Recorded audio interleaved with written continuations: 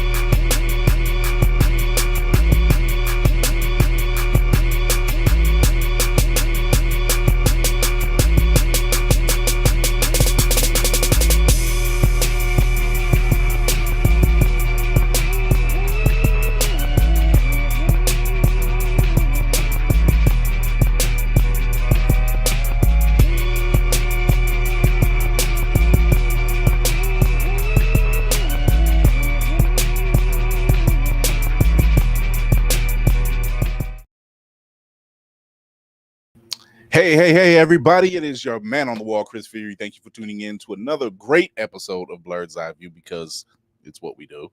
Thank you for tuning in. For those who are new here, thank you for watching.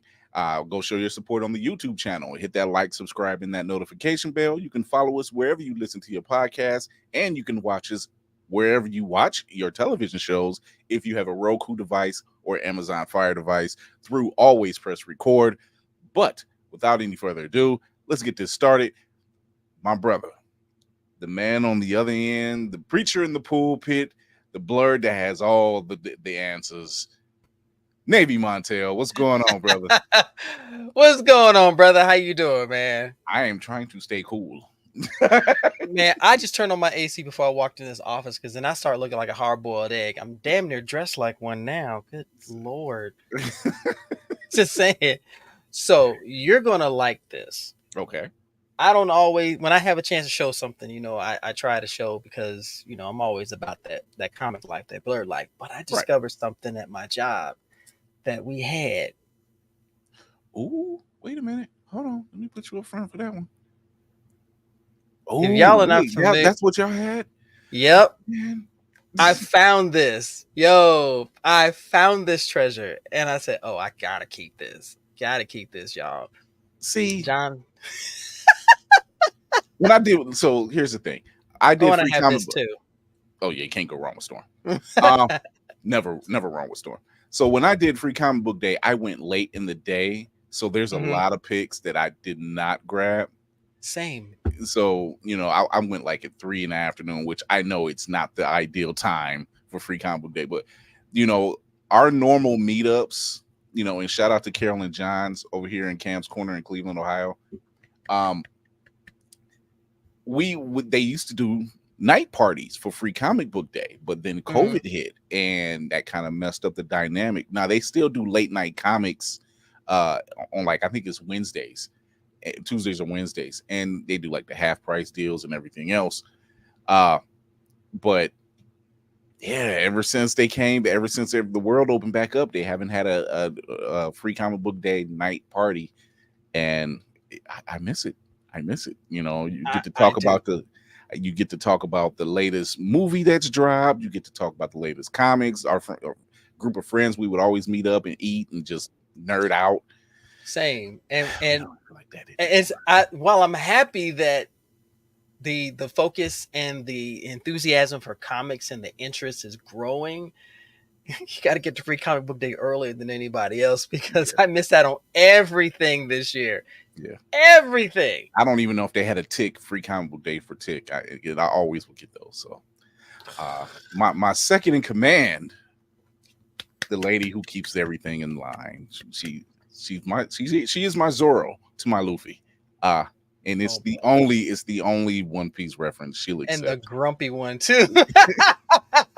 Lady Mandalore's in the building. I'm not grumpy if you listen to me. That's all I'm going to say about that.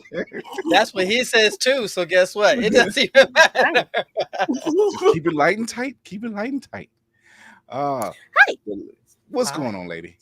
So we also have someone who is extremely skilled when it comes to nails and all the characters that she puts on. I don't know how she does it. I commend her for it. Whoopty freaking dudes in the building. What's going on, Whoopty? Hello. What's happening? Hi. So it's Whoopty. Every time I see your nails, and I'm like, if my little one would just do that, I would gladly say, you know what? Yeah, you can go ahead and get it, because it's got the Powerpuff Girls or something, you know. But yeah, it was my COVID superpower. So like, those are the first ones I ever tried. Yo, I love My Neighbor Totoro. Those Totoros are beautiful. Video Ghibli. Our man on the boards, the boots on the ground, keeps the editing together for Blerd's Eyeview. Tafari TV, what's happening, brother? What it do, ladies and germs? Hello. It does well as long as we can stay cool. Hydration is a key. So we have a special guest with us tonight. We always have great guests. We do our best. We like to highlight those in the Blerd community who are really out here doing their thing and really making a difference, which is the best thing, really, to make a difference. But this gentleman here is a public speaker. He's an influencer. He has a new book that he's got coming out called Weirdo. He talks about just embracing your nerdiness and embracing who you are and going up against being anti-bully and everything else. I can't speak enough about this guy. I followed him for quite a while, but this brother here, he does his thing. Tony Weaver Jr. is in the building. What's going on, Tony? Greetings, friends. Yeah. Hello. First off, I need to give you this because you, my friend, are an amazing individual for what you do and how you get on, and you get in the hater's face, man. So for that. I appreciate you. But yeah, I truly enjoy what you've been doing, going to the schools, going to different functions, and talking to these kids and letting them know it's okay to be different. So how did you get started in this realm? Well, I think good context about me to have is that I'm from Atlanta, Georgia. So at a base level, everything that I do, every room that I show up in, the way that I show up is colored by the fact that I am from Atlanta, Georgia. So if somebody think they're going to come in the comments and talk to me some type of way, you got to understand, dog. I don't know what type of black person you thought I was. Yo. You know, sometimes people hear my voice and sometimes people see the way I dress and they're like, oh, he's one of those like Midwest, never had a black friend type of black people. I'm like, please understand. No. I'm from the black people factory. I'm from like when black people spawned in the United States, it was like my backyard. Like that's where I'm from. Let's go. Like K-Dot said, sometimes you got to pop out and sometimes. I think everything in my work is rooted in this deep belief that stories and storytelling, especially things in fantasy, especially things in like kind of sci-fi realms, all the things that require imagination are things that we can use to imagine a better version of ourselves and a better world for us to live in. And I try to champion that belief through all of my work, whether it's the videos that I'm posting, the work that I'm doing at my nonprofit, the things that I'm writing. I'm always thinking about how I can create things that help people show up in the world as their best selves. I can appreciate that so much. Lady Mandalore? Well, shit, I don't know how to fucking follow up with that goddamn thing. Good Lord. Unholster the will gun, try. fire off. Honestly, just aside from your book, which comes out in September, everybody go pre-order it on Amazon and all the places that he has it available. I honestly have a question about Japan. I know it is not about your book, and I'm so sorry for that. I want to go next year. I'm planning on going for Star Wars Celebration. That is happening in Japan next year. You're right. It is. It is. I don't know a lick of Japanese. I'm also quite dark-skinned. I don't know if I need to prepare myself for all of the not Japanese I'm going to be in a place that is very Japanese. Yeah. Oh boy. So I can provide some support there. Let me give some context for our friends that might not be as close as we are up here. So for my new friends, I'm a writer and I create stories like The Uncommons, which just came back on yesterday. So The Uncommons has new episodes dropping on Webtoon now. So we came back on Juneteenth on purpose. That was our pop out. The series came back just as Kendrick was taking the stage. I said, "There you go. You can't even you can't time it any better." Like Euphoria started, and then I get the notification. I said, "Perfect, beautiful, great." But I also have a book called Weirdo. That is the Nerdy Kids Instruction Manual for Self-Love and Self-Confidence. It's a full graphic novel. It kind of chronicles my personal experience, learning how to love who I am, embracing the things about me that make me different. And it's kind of supposed to be a helping hand for every person as they go on that journey, because it's a journey that we all have to go on. And Lady Mandalore, that is relevant to Japan because the way that I got started as a writer, I was writing, of course, when I was in school. I used to write poetry a lot.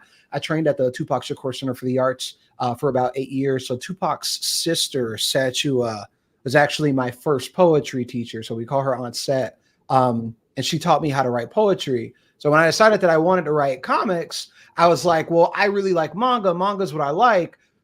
I'm going to go to Japan and study how they write in Japan. That was the idea. I was like, well, I gotta go see where all these stories that I like and that I fell in love with, where these stories got made, how they do it over there. I gotta go. So I spent about 8 months in Japan on a study abroad program, and I lived in Osaka, Japan. And what a time! I've had some. I made some videos about the adventures of me and my 4 other Black friends. We called ourselves the Blacks and Five. And we were just roaming the streets of Japan in a way that was like, I feel like if we were older, we wouldn't have been that free. Like some of the what is it over here? Yeah, like the Sword Art Online statues that you see like on the top shelf of my thing. My friend won those while we were in Japan. Like we would go to arcades, and he was the only one that was good at the game, so we just give him money to go and like win years and stuff.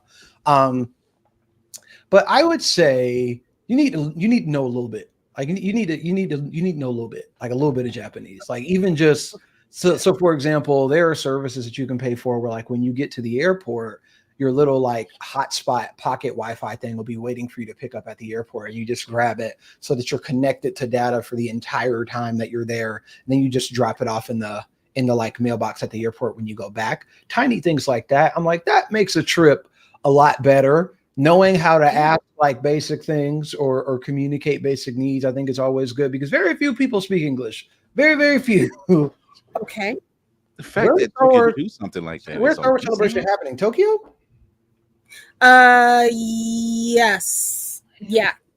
Yes, it is. Yes, it is. I can't remember which. it's like an offshoot. It's a little bit outside of Tokyo. It's about an hour's drive from the main city. Oh, that's good. So they're Yeah. going to get a place we can take over. Yeah. I'm very excited. And Look, again, Larger nervous. prefectures, I- probably. The fact that you said pocket Wi-Fi, and I'm like, here we are, Right. nothing. Now, I'm gonna just say this: we already know that they're monitoring our stuff. I don't need them in my in your pocket. quite so. And they're completely in your pocket. The Pocket Wi-Fi Chronicles were actually a very great time. I don't feel like I made any videos about this, but you got to remember, like, my phone was on airplane mode the entire time while I was in Japan. I didn't have cellular data, so the only time I had access to anything was if I was connected to Wi-Fi. For the first two, like, I didn't order my hotspot until I got there. So for the first 2 weeks, I only had Wi-Fi like when I was at home or when I was at school. So when I was in transit or anything like that, if I got lost, I was like, "Hey, dog, you kind of you're kind of on your own." But when I did get my pocket Wi-Fi, it was like, don't let that thing run out of battery. Don't do that. Don't let it run out of battery. One time we were at a coffee shop, like at least an hour away from home, and we like it was on like 1%, and we didn't know what train was supposed to take to get home. The trains were going to stop running in like the next half hour, so we really need to figure out what train we're supposed to go to. And we go in this coffee shop, and while we're waiting to be served, we plug in the hotspot, and the dude that was working there was like very upset with us. He was like, "No." My friend, who is darker than me and has like dreadlocks and is also like very brolic, like ridiculous, like a heart of gold, like one of the most gentle people, but on paper looks like a linebacker. His company was like 2 levels higher than mine, and he was desperately trying to explain to this dude, we just need it so we can get home, and he was not having it. He hit the formation. He said, "No, dameda, no." Wasn't a good time. We got home though. It's okay. I mean, eventually also In the end, one way or the other. Oh my God, Navy got a Pocket Wi-Fi, some Japanese, and a backup battery. and There's a respect thing of start culture. learning now. Extra Start Your learning now. respect of culture will take you far. They see you Oh, respect definitely. the culture. They will Like- they will bend over backwards for you. I've seen several videos where people that look like us who are overseas in Japan and they're at restaurants or wherever, and they respond fluently, and they're outdone. They love it. It varies just based on what part you're in. Like I lived in Osaka, but I lived in like a suburb of Osaka.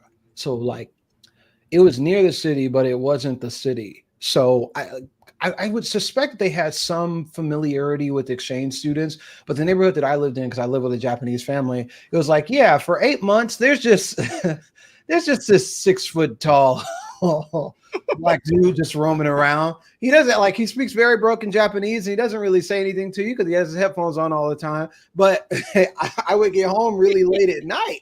So people would like, I'd be walking from the train station and it'd be dark, and I'd round the corner and somebody would see me and they like, oh, and I like, you know what? I buy that. I get that.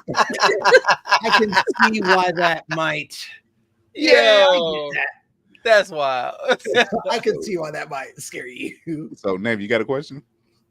Actually, first off, I want to say, Tony, I've been following you for a while. Good sir, you are amazing. Everything that you do, especially for the kids, because as a father, and my daughter just turned 16 a couple of days ago, so happy birthday to my baby. Happy birthday. Thank you. I always want to, and as a older Blerd, I always want to see them comfortable in spaces and see folks like us. And you are a literal orator. You are like a prophet of it, as far as I'm concerned. You may not accept that, but I'm gonna tell you straight up, I love what you do. Continue what you do, and just call on me if you need backup. That's all I gotta say. I Yeah, appreciate Navy's the kind of guy. It's a reason why we call him the preacher in the pulpit. But if you've ever been a fan of Firefly, he reminds you of Shepherd Book. He preaches the word, but don't let him fire off. the wrath. The Yeah. wrath. Look, I'm a nice guy, okay? We didn't say you weren't. Just don't be a basement virgin. That's all I ask. That's all I ask. I think So- there's this interesting belief that people have where if you're Black and you're in a community where you're dealing with discrimination, there's this belief that like the racist people don't have to play by any rules, but you got to be gracious about how you respond in any way. They can show up and say whatever they want to you, but if you don't, if you respond in kind, right? Like if you if they buck and you decide to knock, all of a sudden, and I think I'm with you on that. I'm like, no, please understand. Whatever energy you show up with, I can return it the same way, and it doesn't reflect poorly on me. It doesn't reflect poorly on me if I match your energy. And that right there, speaking volumes. I concur. So my question for you, good sir, is you've been doing this for a while. Mm-hmm. Other than obvious, what has been the biggest challenge for you as someone who is trying to convey this powerful message of self-acceptance and strength? I think so. For context, I started my organization when I was 19 years old. I was a junior in college. I won $500 in a pitch competition from the School of Business, and even that was like petty because I was an acting major, and I had to take like my required business class in the School of Business, and I found out about the pitch competition, and someone said something real off to me about like, what would an acting major be doing in a School of Business competition? And that Michael Jordan moment happened. It became I don't even know how long this concept is going to live for, but I do know you need to lose. It is not just enough for me to win. You must lose, and that's why I'm here. So we took first place with that, and we got $500, and I was like, $500? That's like 80% of a PS5. We can totally change the world with $500. That's a lot of money. And what I found was that my optimism was a bit misplaced. So I think that's the challenge. I think maintaining the optimism. I have very bold goals that some people would say border on like ignorant, youthful idealism about what type of place the world can be, what type of place the nerd community can be, how nerds can show up for one another. I have these very like pronounced, and some people would say like utopian views about how we can show up for each other as a community. And I think the only reason they feel so out of reach is because there are a lot of systems in place that prevent it from becoming reality. And maintaining that optimism while bumping up against those difficulties, I think is the place where I struggle. Like my organization, we're in productions, we do a lot of work around mental health. Over 500,000 kids a year, we're giving them mental health curricula completely free of charge, partner with comic books and different workshops that their teachers can facilitate. And when we started, we were initially going to schools, trying to get things implemented in schools. And the principals would tell me just straight up to my face, like, hey, this sounds like a cool program, but I don't have a budget item for mental health. Like, we don't have any tools or systems that we're using to gauge mental health right now. That's not really a mandate that we have. Like, it'd be nice, but that's not really what we have. And then my question became like, well, what are you focused on? And they're like, well, we got to get them reading. We care about literacy. And I'm like, well, comic books do help with literacy. On average, they include 90% more rare words than prose. And I'm going and grabbing all these studies and all these visual things. And now just for me to go and heal a kid in here, I gotta go talk to this gatekeeper over here and explain how comic books help literacy, because that's the only way they'll let it in. And I think that with most of the work that we've done, especially in institutions that are a bit more bureaucratic, whether that's schools, whether that's healthcare, whether that's philanthropy, the challenge is always, on paper, we both know that they need what I am trying to give them, but you won't let me buy unless I jump through your specific hoop. And everybody has a specific hoop. Yeah. And over time, that gets a little demoralizing. But I feel like it's worth it in the end. I think I agree with the comic books helping literacy. I mentioned Carol and John, which is a mother and son owned comic book shop here. And there's a story that John, the son, tells about his grandfather, who was an immigrant. And that's how he learned how to read. was through reading comic books. And, you know, John, who is naturally born citizen, he just passed him off to his grandson, and he became this guy that owns a comic book store years later with his mother. So I always found that to be, and I agree, I found that to be a beautiful thing when people, you know, you just can't push a book in a kid's face and expect them to read it. But if you push a book in a kid's face that catches their attention, and comic books always catches a kid's attention, it grabs their imagination. Yeah. It allows the imagination to flourish and grow, so they can create more and not feel like they're being gatekept by those who think they know more. Exactly. So, because comics where I got to, that's why I'm weird now. I got 13 long white boxes, no waiting. Tafari, question.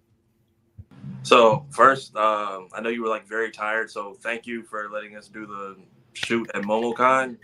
Man, I was gone. I could No tell. sleep, voice gone. And I didn't catch your press conference because they had it so early in the day, and I didn't see it till after. So I was like, well, now I feel bad because I was trying to talk to him, but I didn't get a chance to like interact with him like everybody else. Also, my bad about the shirt. I will get you one another day. I will get you. I owe you a Gear 5 shirt. But with being in the realm of just the internet, how does it feel to have this following that you've gathered, now have this anticipation for this thing you've created with Weirdo coming out? So I think the way that I keep myself balanced, and this is a point of vulnerability for me. So I asked it to be shared respect. I asked it to be kind of like treated with respect, right? I don't know how many followers I have because I don't look. Like, I haven't actually looked at my profile in like a year and a half. I don't know. I have absolutely no idea. Most of the time, I don't even know how a video performs when I post it. Like, I have like a creative way that I like block the screen with my hand, where it's like I'll look at the comments, but I don't necessarily know what's going on in a numbers perspective. And I think that the reason that I do that is because what I've noticed for myself is that it's very easy for me to feel discouraged sometimes.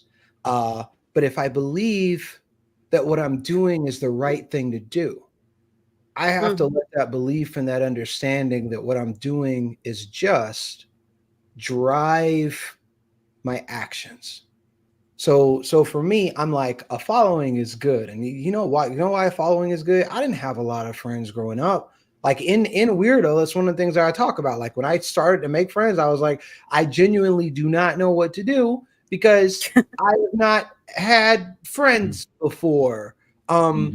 And even those friends, like in a lot of ways, it seemed like, well, you know, we're a group and we love each other, and Tony's the nerdy one. So even when I found community, it wasn't necessarily like all of my friends were like nerds leaping off the wall about cartoons like me. So I feel really lucky because I feel like I get to create something for others that I didn't necessarily have myself.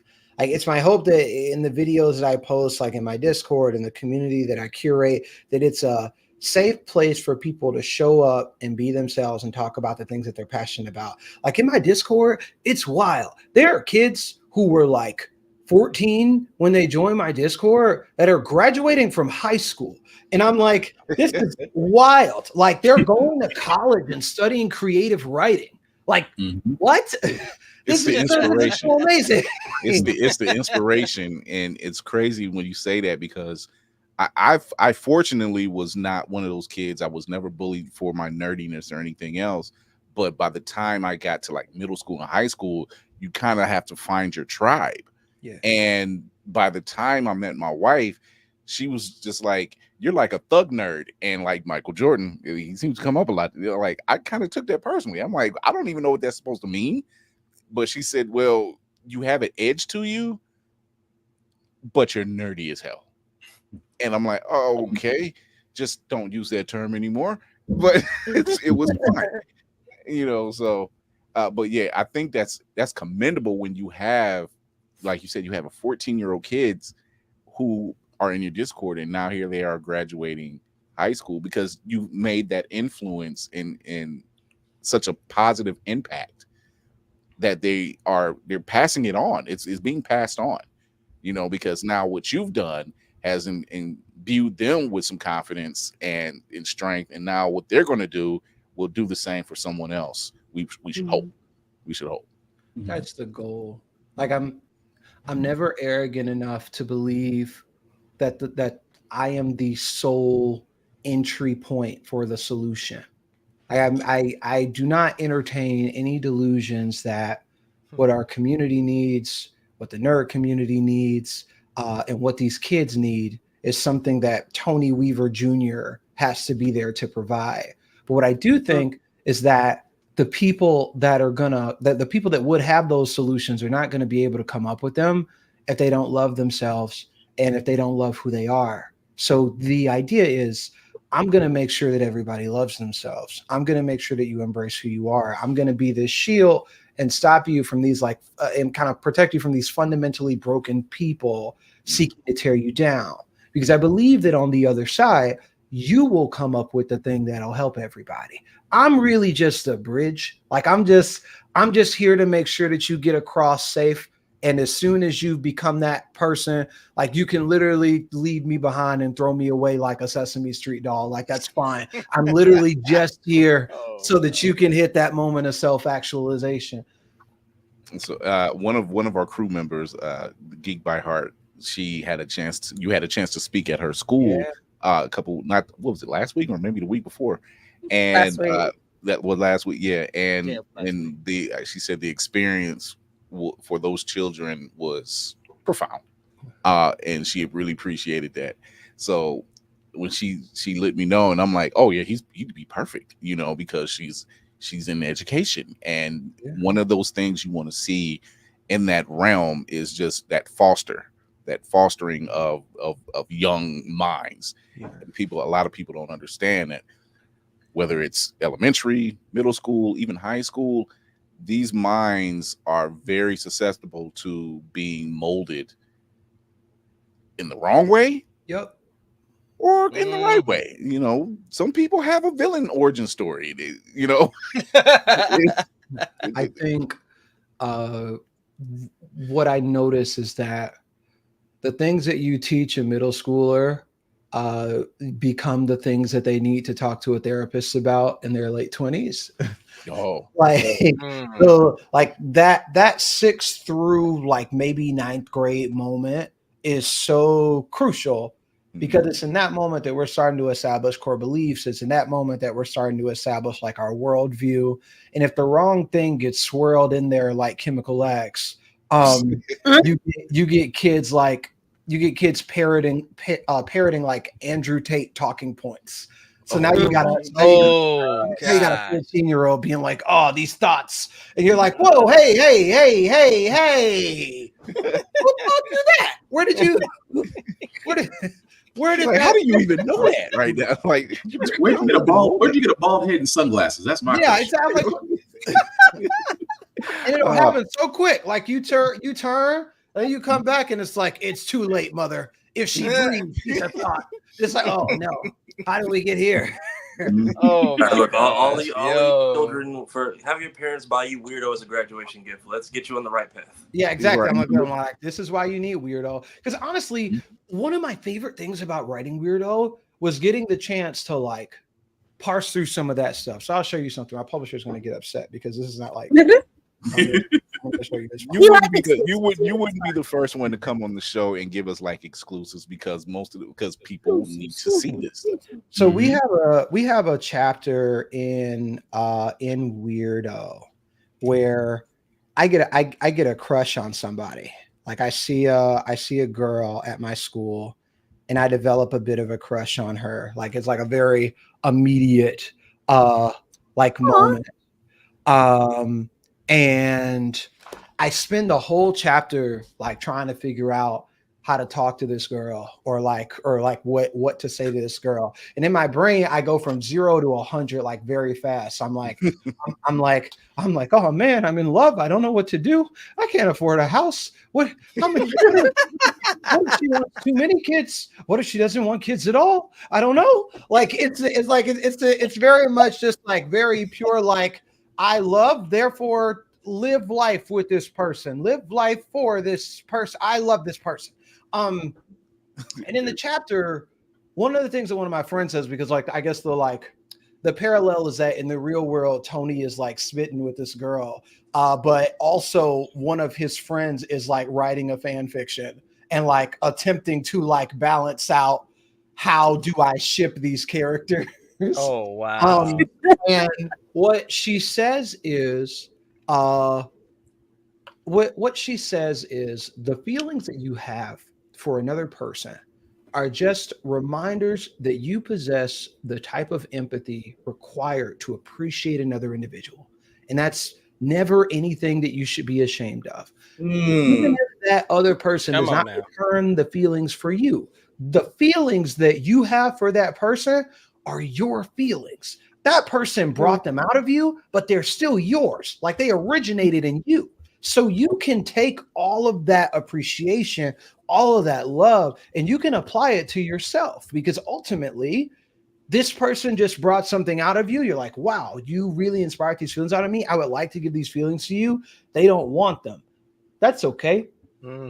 I'll put them back in here. Just the fact that I was able to appreciate that about you and understand that about you and feel that like connection with you as a human being. There are people that go their whole lives struggling to do things like that. I wrote that specifically as an antithesis for you got rejected when you were 14, and now 15 years later, every Black woman that you run into has to suffer the consequences. Why? It's always like, man, you don't understand. When I was in middle school, golly, they only wanted the thugs. They wanted thugs like me. They didn't understand all the good guys like me. Girls don't want the good guys. And I'm like, we got to get you some therapy, dog. You need to. I need you to read Weirdo. Read Weirdo. We will go from there. Just go straight to this chapter. Just skip everything else. Just go straight to this one. Right. So before you pop the balloon. You said before you pop. Yeah, before you pop the balloon. Before you pop the balloon. Go ahead, Whoopi. Okay, of course I do. Once again, I was with Tafari at MomoCon. Thank you so much for talking to us then. I appreciate you being able to find the energy to and to interact with us. My question for you this evening is: you said that you're a writer and you've done the Uncommons and you're doing the book, the manga that's coming up, Weirdo. Has there ever been another genre of writing? I know you mentioned poetry that you would see yourself expanding into. So, aside from the Uncommons and Weirdo, I have an isekai series that got acquired by Macmillan called The Dream Frontier that I have written. I've written the first book for, so that's in production right now. I actually, I owe my team an email about that. Actually, yeah, it's a good reminder for me. But the Dream Frontier is like being drawn right now, so the characters are kind of popping off the page, designs are coming in, and I'm super excited for you all to see it. But additionally, I think there are sci-fi stories I want to write. There are like dramatic comedy stories that I want to write. Personally, I would like to write a live action show about my time in Japan that is Atlanta mixed with the Big Bang Theory. And I think it would be absolutely hilarious. That sounds like a show for Blerd Station. Live action sitcom. Here it is. Kevin will set that up. I'll try to get that set up for you. But yeah, it's something that we're doing at Blerd Station, where it's a soon as launch streaming app, which dedicates itself to showing Blerd centric content, live action, anime, manga, speculative fiction, sci-fi. So we have a combination of animations that's coming on there. We have a combination of live action movies. We just acquired Michael Jai White and his wife Jillian to write and star in a film, and Orlando Jones is as well. So something that like what you're just like an Atlanta / Big Bang Theory. Yeah, I would like to see it. I would like to I'd see watch it. I would Yeah. like to see it. I'd be a absolutely play gopher. I've been a fish out of water twice in my life. I can play a part just off of memory. Oh man. So Cinematic Assassin, you got a question? Yes, Tony, first and foremost, thank you for even being here this evening. Secondly, thank you for being you. As weird as that might sound, like you sound like the person I needed when I was in 6th, 7th, 8th grade. So I feel like the work that you are doing out in the world in our community is just inspired, and just thank you for existing and continuing to carry that cross. What I did want to ask, I am sort of a big mental health advocate myself. I preach about it on the show every time that we close out. It sounds like Weirdo, you got to walk through a lot of your own experiences and putting them on the page and getting to the place of self-acceptance and self-love. Do you feel like that was therapeutic in and of itself for you? And what was that journey like? I think it was really therapeutic because like I mean, like I'm very I hope that this doesn't sound flippant when I say it. I'm just very open about it. But I'm a suicide survivor, and that's something that kind of comes up in Weirdo. It's something that gets explored. And I think when you experience things that are as dark as that, sometimes when you end up like on the other side of it, you lose context for exactly how hopeless you felt.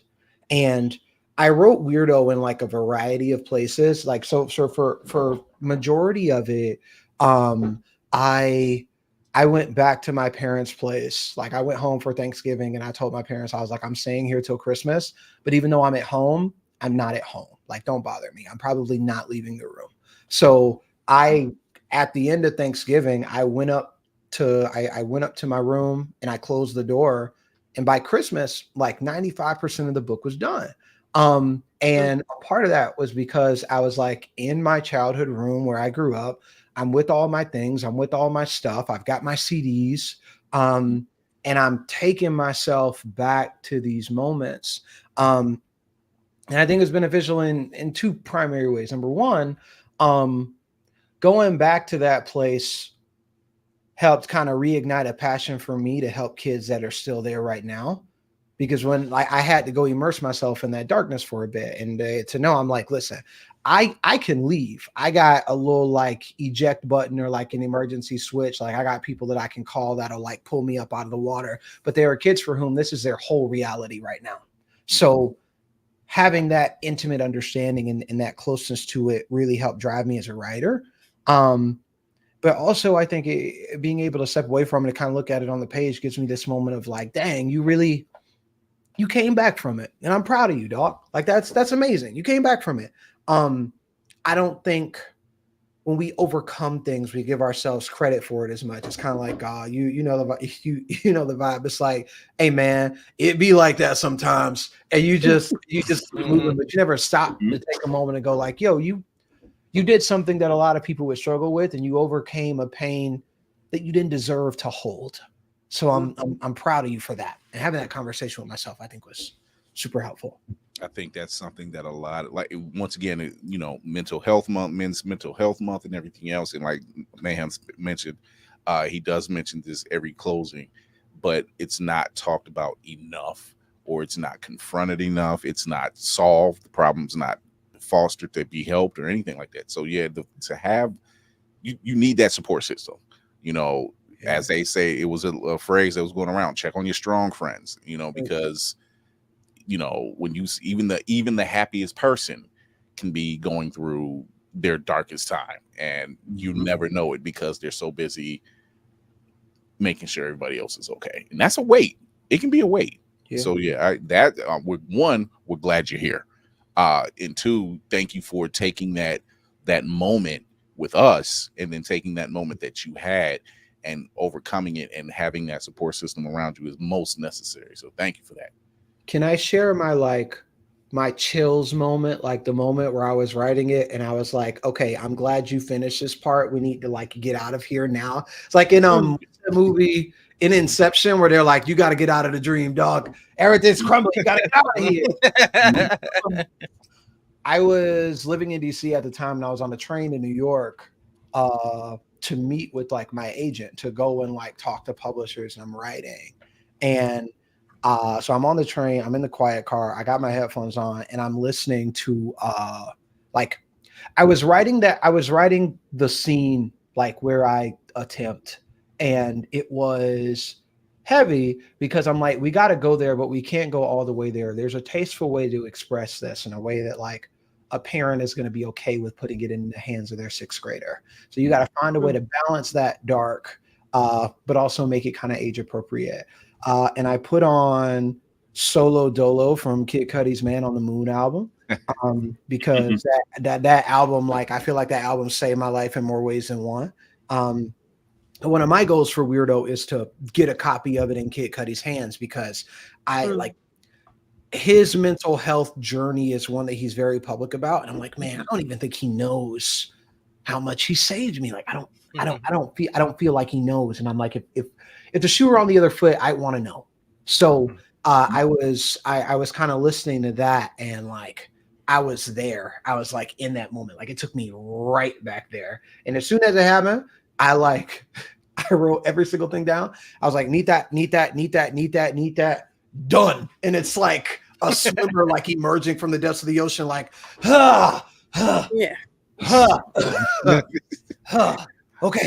okay. We're not going back there. I'm not doing that again. You do that again. the Stranger Things scene where they like send a dude into the upside down. It's that song. Oh man, pull him back. Kuma from Nerdy Bear Studios, he has a question. He says, is creating your works, how do you approach your intersectional moments through like cultural neurodivergence, lived experience, if that makes sense to you? So for me, writing is like math. If you think about algebra, you're like a squared plus b squared equals c squared, right? I show up with my c squared, which is basically, as an audience member, how do I want you to feel?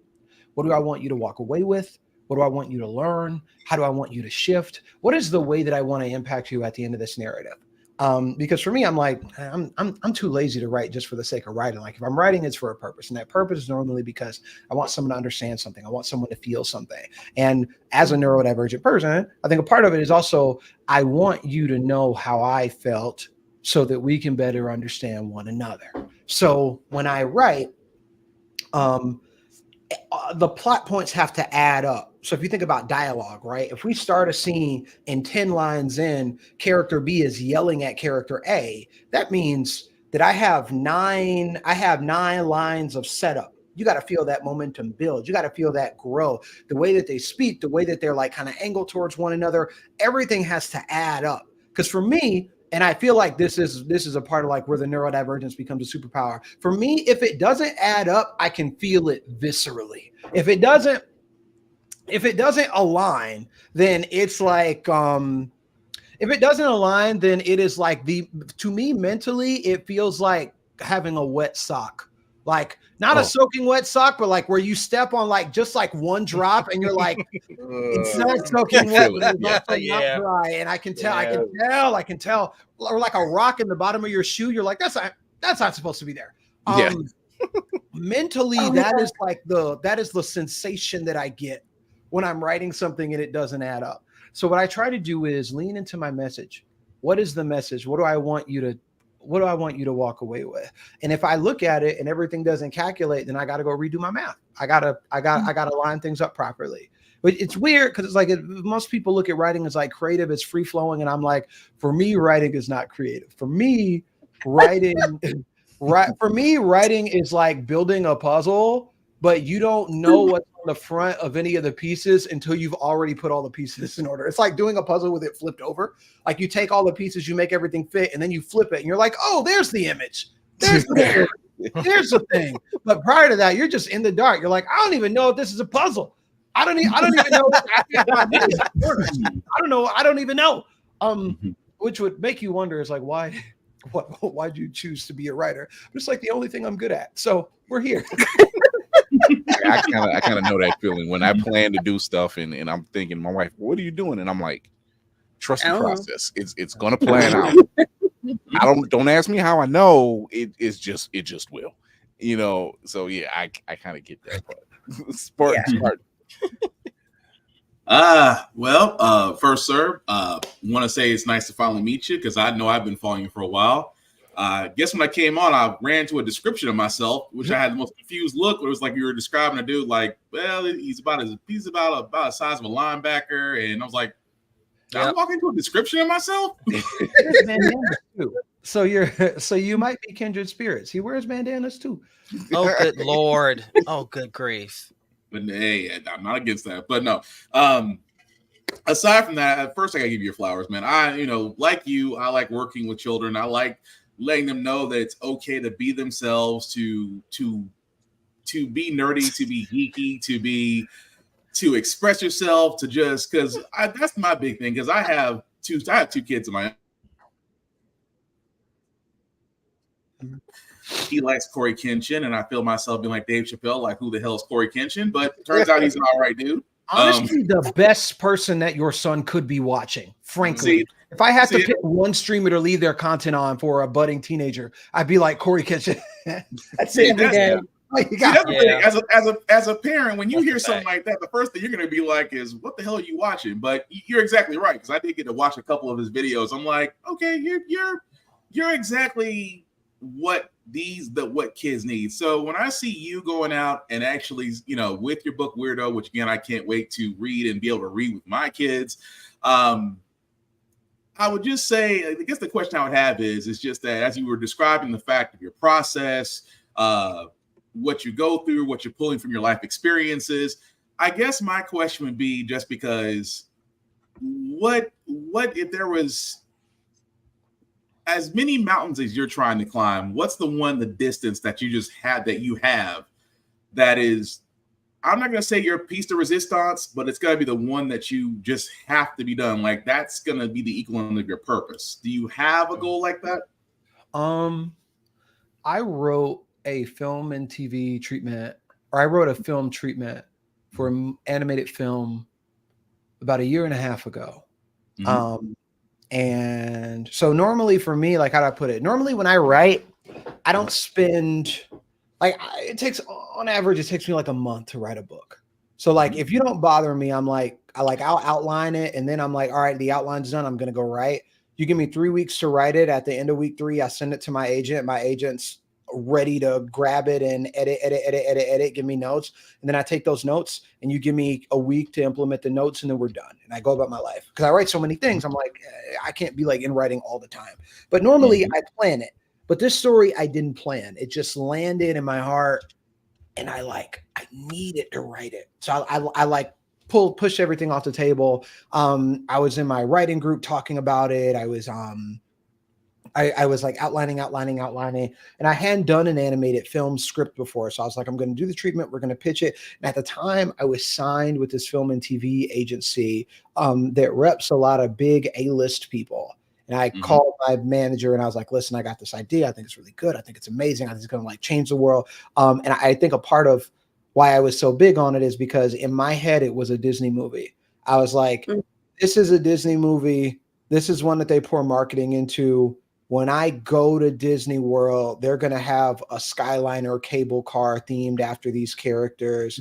I'm going to see these characters standing in the park waving at kids, and kids are going to line up with their parents, and the line will be out and around the corner just to get a picture with these characters. That's how incensed I feel about the story and how universal it is and how necessary it is. And I gave it to my film and TV manager. And he looked over it and was like, wow, this is great. No notes. I'm ready to sell this right now. And I go, cool. And a month goes by and I don't hear from him. And I call him and we get on the phone and he goes, I love the script. Great story. Seems like it's really deep in animation. Animation's not really my thing. I feel like you should find somebody that works a little better with animation. And I was like, did you just break up with me because I gave you a good script? What? Is that how this is supposed to go? And it like shook me a little bit because I'm like, I'm a writer and I gave you a script and it's a script that you like, but it's going to require work to sell because it's animation and you don't want to do the work to sell it. So you're just going to drop me. And that feels weird because I thought that your job was to sell things. I don't understand. That are good. It kind of made me like curl into a ball a little bit, but that's a long version of saying I still feel like that movie is a Disney movie. I feel like that movie is like a Disney film animation, like an Inside Out or a Turning Red like or something like that. Roll out the red carpet, commit the budget to it, promo it everywhere. Attraction at Disney World and Disneyland within 5 years of release. Like that's how strong I feel about this idea. And I'm gonna make it happen. I think I have like deep-seated desires for like all of my stories and where they can land. But I think that for that film in particular, that's the most ambitious because to me, I'm like, it's so good. I don't need to do anything else before I do it. Like if you think about it, some people like think about Lin-Manuel Miranda, right? Like he's writing everything. He's like music from Moana, music from Moana 2. He's writing the music from Mufasa. I was like, I didn't even know Mufasa was going to have music, but I would not have called Lin-Manuel Miranda. Like I don't hate Lin-Manuel Miranda. I got Hamilton memorized. I don't know. He wasn't on my list to call for the Mufasa movie, but who knows? Maybe I'm the one that's out of pocket here because I'm sure he's gonna show up with some heat. But a lot of people, when they get things of that scale, they got to do something else first, and it makes people go, "Oh, you're trustable. I believe in you. You have a bankable name." Then I guess we'll do this now. We'll give you this opportunity now. But I audaciously look myself in the mirror every day and say that my first foray into film writing is going to be like a flagship Disney film, and I just believe that. I just own that because I think I'm that good. You said it right there. You hit the nail right there on the head. Like you believe it. You're owning it. You said, I want this now. I don't want to hear anything else. And that's what I'm expecting it to be. Yeah, so to have that level of confidence and belief, not just in yourself, but in what you're creating to put out in the world, says volumes about your character. You know, some people who don't understand or are a little closed-minded, they say, "Oh, that's just you're being full of yourself." No, well, you can call it what you want, but I know this is going to be out there. So not everybody can say that. Not everybody can say that. When you believe that much in your goal, I get it. I mean, that's what I was getting to. That's what I was asking you about your things that are close to us.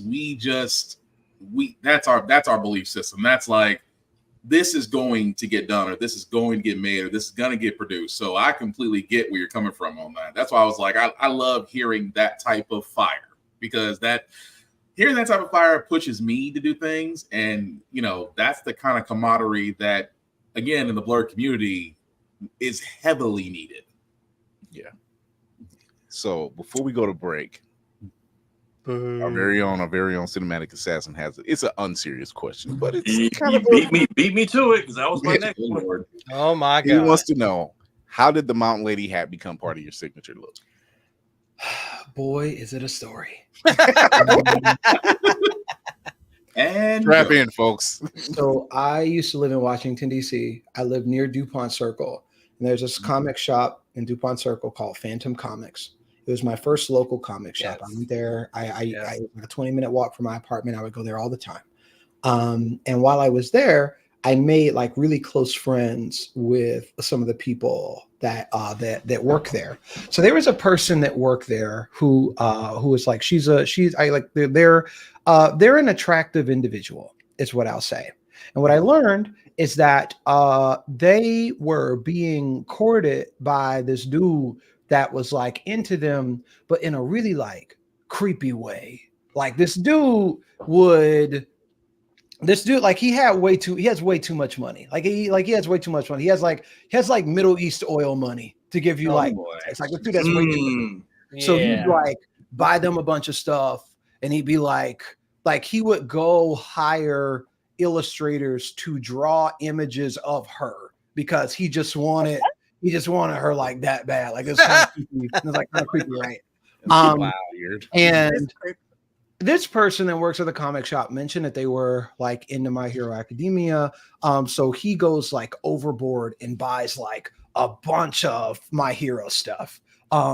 And at this point, my friend, like, they're done with him. They're like, you know, you actually kind of creepy. Just feeling kind of fetishy. I don't like this. I'm not into this. I'm not into you. I'm good. And his way of like winning her back was like sending all this stuff.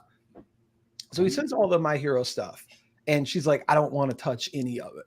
And one of the other employees at the store was like, well, I'll take it. Because she was like just out of high school. She's like, I need My Hero merchandise. This was when like you couldn't even get like a Deku Nendoroid because they did not account for like the demand. Like all this stuff was like very rare. And I stopped by the shop one day and she was like, hey, Tony, you like My Hero, right? And then I go, yeah. And she goes, do you want this hat? I'm never going to wear it. I don't know who would wear something like this. And that's all she said without giving me any context for the Tyler Perry movie that led to her being in possession of this hat in the first place. I wasn't briefed on any of this. All I was told was, I have this hat, and I look at her and I go, see, that's your thing. You don't understand fashion. That's what that is. Because this right here, this could actually work for a lot of stuff. So I'm like excited. I'm hyped. Like, this is good. And when I started making videos on social media, we were in the pandemic, and my hair was looking a little rough. My hair looking rough right now, but I'm doing something. I'm growing. So I'm trying something. Give me a minute. My hair looking a little rough. Like, remember, I'm from Atlanta. Atlanta. Let them cook. If that hairline ain't right, you gonna know. So I was like, no one's gonna take me seriously if my hairline looks like this. So if I put on this hat, nobody will notice, and my hairline is looking a little. And that became the signature. That is how we got here. My attempt to protect my ego by hiding my hairline from the world became iconic. Yeah, such a roundabout way. So Tony, we're gonna take a break. Yeah. We're going to be talking about some news bits in the Acolyte. Are you able to stick around? I know you got a crazy schedule. I mean, I just finished watching the most recent episode of the Acolyte, so I am I'm here. That sounds like a yes. Let's go. Let's go. Mm-hmm. So we will be right back with our guest Tony Weaver Jr. We're going to talk about a little bit some news and Acolyte episode 4. Eat it, incels. Eat it. Yeah, I see that uncommon sticker. We will be right back. Not lemon pepper roast. Help me with this next announcement. Hey, want to see something cool? Yeah, okay. Yeah, so order. Thank you. Yes, so the Blerd's Eyeview crew for a second year in a row has officially been approved for press at DreamCon, which means July 26th through 28th, you can catch us in the Austin Convention Center.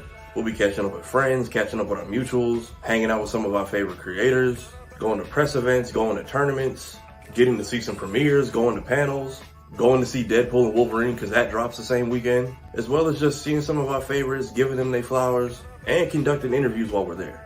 If you're curious about last year's DreamCon or any previous con coverage we've done in the past, I highly recommend you please check out our interview playlist.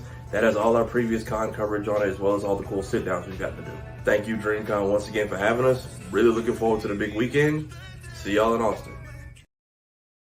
I'm Tony Weaver Jr., author of Weirdo and player of Magic the Gathering, and you are watching Blerd's Eyeview.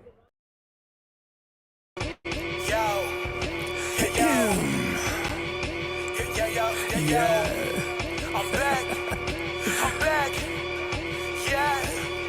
Look, crazy 8th degree, nerdcore rap guy. Got into a dual fate and I just pulled a trap card. Third-rate rappers with a fourth-rate catalog. Destined for the shadow realm, y'all should never act hard. Flow is so insidious that I need an apprentice type. Master with the force, peep the context in my sentence, right? Phantom like the Sithis, just don't ask me what my pen is like. They know that I'm the menace, who you kidding? Bitch, I'm Dennis like. Sweet to drive, hide-headed, rhymes are Shirley Cole. Tested, you can never twist my metal like the jury goes. I ain't never mad when I push it to the max. I got Chris riding with me, bout to turn this bitch to Fury Road. Since animated, I'm the one the crew congratulated. Winners will provide protective cover like it's laminated. Damn, I made this 16 like a guillotine. It's fascinating. If you think that you're ahead, you get decapitated. All that aside, I ain't merely here to rap words. I'm here to tell you who representing for the black nerds. And to remind you, neither one of these are bad words. Biggest living mirrors, they just choose to see it backwards. Who be the leaders of discussion when a topic trends? Dissections got the culture under microscopic lens. Who got the type that you can miss it from the start and make you feel like an expert on the subject by the time it ends? Check the stat, Louis, viewership is mad nice. All these other shows don't seem to cut it, that's a bad slice. Off the books with unscripted jewels you can't write. No vampires, but these interviews don't end right.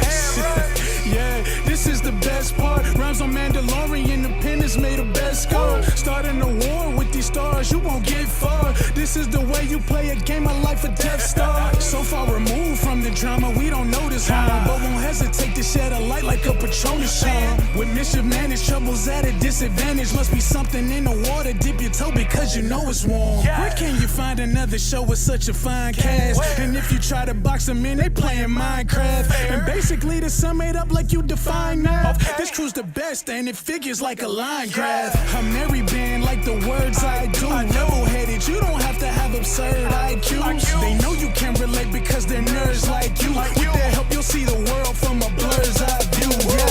Yeah. You are now tuned in to Blerd's Eye View.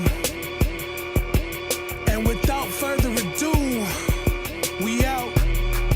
Yeah.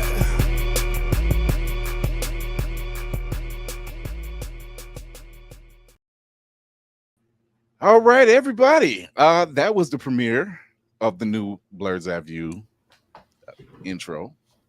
To my own brother, Crazy 8 the Great, thank you very much for that one. Song. Yeah, new thing. Yeah, I like that theme song. Shout out to Crazy 8 the Great for that one. I told the people, I didn't tell the crew. I said, nah, I got a little surprise. I didn't say anything to anybody. See, Don't have me hum like a second Sunday. Just No. I come to the door, and then just start doing whatever. So we got a little bit of news to talk about. So here we go.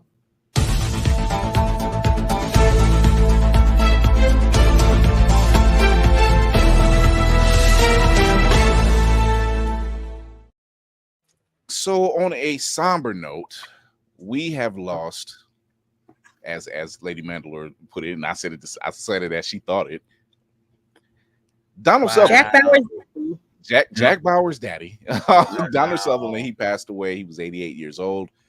They said he had an illness, so you know he's been in quite a few things, from Invasion of the Body Snatchers, Hunger Games series, you name it. This man was there, and he gave birth to one of the greatest agents out there who protected the black president before we got President Obama, Jack Bauer. So Kiefer Sutherland, he passed away. He was 88 years old, and he's an icon in the acting community. So it was kind of sad to see him go through that stuff. Also, waiting on the word to come through, but apparently we got a sequel to Spaceballs coming through. The search for more money.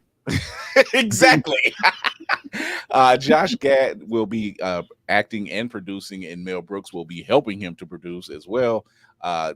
Spaceballs is just one of those films that just kind of stand up and still hilarious to this day. Every time I get a pick, we just need Rick Moranis to come back for one movie. I need Dark Helmet. If him and Michael Winslow, I need both of them to come back. This generation isn't ready. That's all I gotta say. They're not ready. Are they never ready? They're never ready, but it's gonna be fun just to see that comb the desert. We ain't found. Standout movie.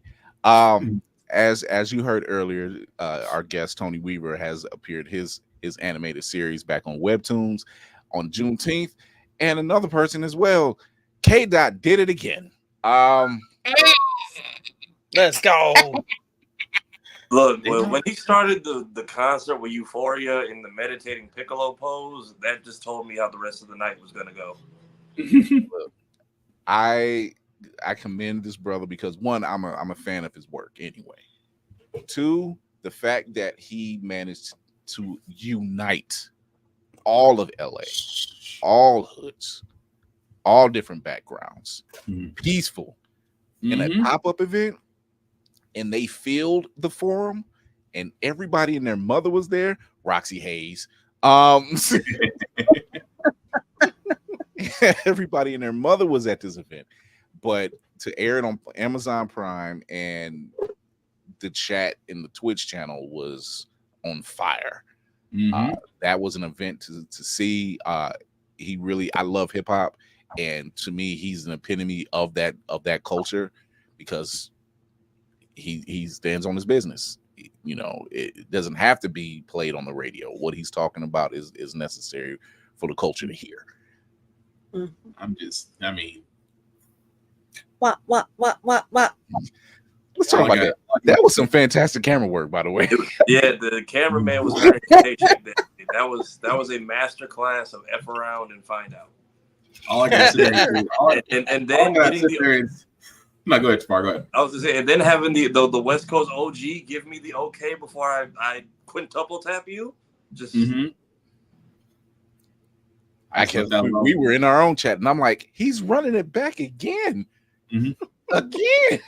I should have been funny. I said, "Do I hear 5?" And sure enough, all I got to sit there and say is somebody picked up gardening after that. Somebody put the mic down and picked up a garden hose. It definitely was an event. It definitely was an That event. man was crying in the shower. I don't care what nobody said. That boy was crying in the shower. He's still crying in the shower today. I got to there say somebody's listening to Pound Cake on repeat right now. Stop. Wow. Okay. Oh man, it was definitely an event. Hellspawn Cosplay said it best. He was like, he needs to just go back to Canada and just be a dad. It's great. Just be a parent. If he can be good at that, anything. Why did you move to Texas, sir? Why? Why would you go there? It's not safe for you there either. Go north, baby. Go. You know what? North. Because it's ass in the state, Tex ass. That's probably why. So just You're that's not the best way to experience the slave experience. You don't go south to go north, baby. No, it is not. It is not cyberbullying at this point. This is all the smoke you asked for. This is rules of engagement, sir. You fired first. Now here comes the you asked for the rain. Here it comes in droves. Holy cow! I saw that movie. That was incredible. I heard several people, several accounts have said, yeah, Kendrick will never be dissed at this point. In all the years I've been listening to hip hop, I've never heard this level ever. I firmly believe that if Kendrick had called me, if Drake had called me to ghostwrite 2 songs in, we could have turned this around. If he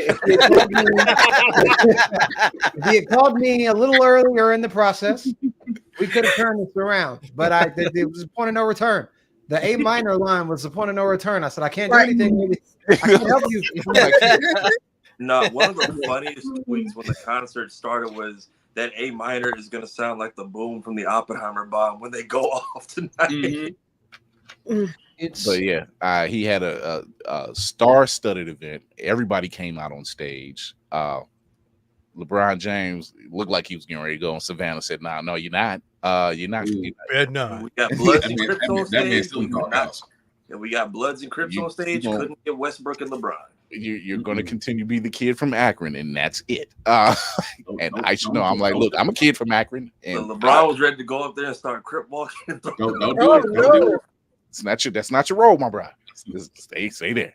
But yeah, definitely, it was definitely a moment in hip hop. Definitely a moment for the culture. Congratulations. I don't know if those tickets were free or if they were cheap, but I would tell you this: Amazon Prime looked and said, he just made us money, and he just made a lot of money because now people are looking for albums. They're going to get in some of his older stuff, and yeah. Streams and purchases for Kendrick. Actually, I did a quick check on that. They've jumped up nearly 47%, and that was as of 3 hours. Wow. As of 3 hours ago, I mean, TD Entertainment right now is enjoying that windfall because shit. It's just literally he said I'm going to kill your career and win so many different ways. Next time, The call man won a Again. Pulitzer Prize. Come on, why would you Look, when he Why said would you call Tony, if you were gonna call Tony. in the spirit of what he said, you could have called Tony. The warning shot was said when he said, and I knew it was on when he sat there and said, "Don't tell lies about me. I won't tell truths about you." That was the warning right there. That was your out. No, you want to know what's a gift that keeps on giving? Go and read some of the comments on the Kendrick diss tracks like once a week. There's something new there, and I laugh. The top comment on Meet the Grams is, I truly believe Kendrick wrote this in the dark with a quill pen in one hand and a gun in the other. Next time, let Tony be your ghostwriter and don't get actual ghosts. You see how many people were on stage? These are all the people who was like, I would have got on Instagram the way Snoop did Gayle King, but we got like businesses and stuff we don't want to F up. So by all means, like when Dre was just like, I see dead people, I'm like, yep, there's the cosign. That is the finish. I haven't seen that many brothers on stage since Wu-Tang. Yeah, Wu-Tang Awards. Here's the see, so like Tony said earlier, he started out in poetry. Kendrick is a poet. He's right. Maybe if Drake had brought Tony in earlier. I try to look at rap beefs with like some level of realism. Like I'm just like, hey man, it's just music.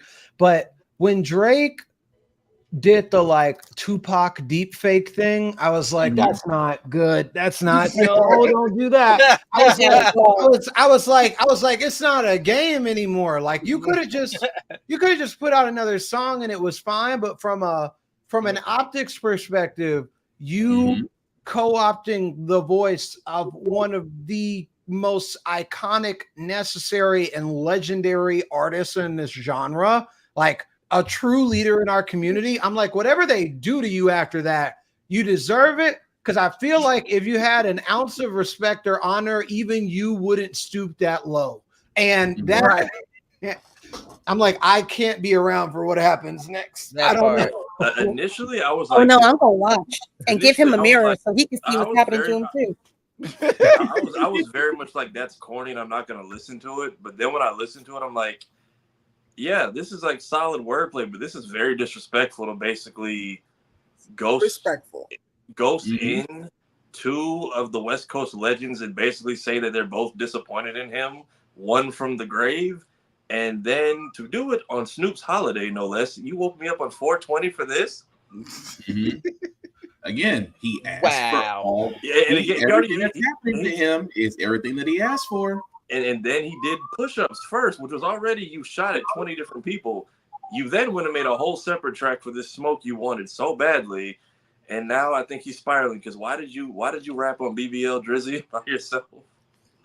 Yeah, this academics is crying on stream. How what's the one commercial like? That's not how this works. That's not how any of that's this not how any of this works. Look, in the spirit of what we do here in this whole conversation, this is why you leave the quiet kid alone. Could have just let him quiet kid alone that has prep time. This man was listening to Mr. Morale and raising his kids and just being a family man. And no, you wanted to come and tell him to come outside. You just want to talk. What's wild? Kendrick's not fucking quiet. He has plenty to fucking say when he needs to have something to say. He's not quiet. I just see him to come out in a toxic one time. He's strategic with his moves, but don't come over here saying you want to play games and get mad when I win. Don't try to unplug the controller. They got friends on the other side. Yeah. Everybody said Jake Cole and RDC's comments is also hilarious, by the way. Oh God, he was like, I know everybody. Amanda Steinberg claps back. Tired of the haters talking about her on the Acolyte and having all this racist vitriol going about, and she says, "Okay, I wish you would." She's got a video out responding to said haters.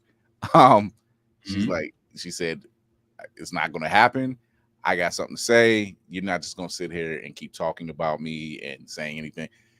We are living in an age where there's one group of people who feel the need, because it's free speech, that they can say whatever they want and not have anybody, like Tony said earlier, respond in kind. However, there's another group of people, us, who said, oh, guess what we can do?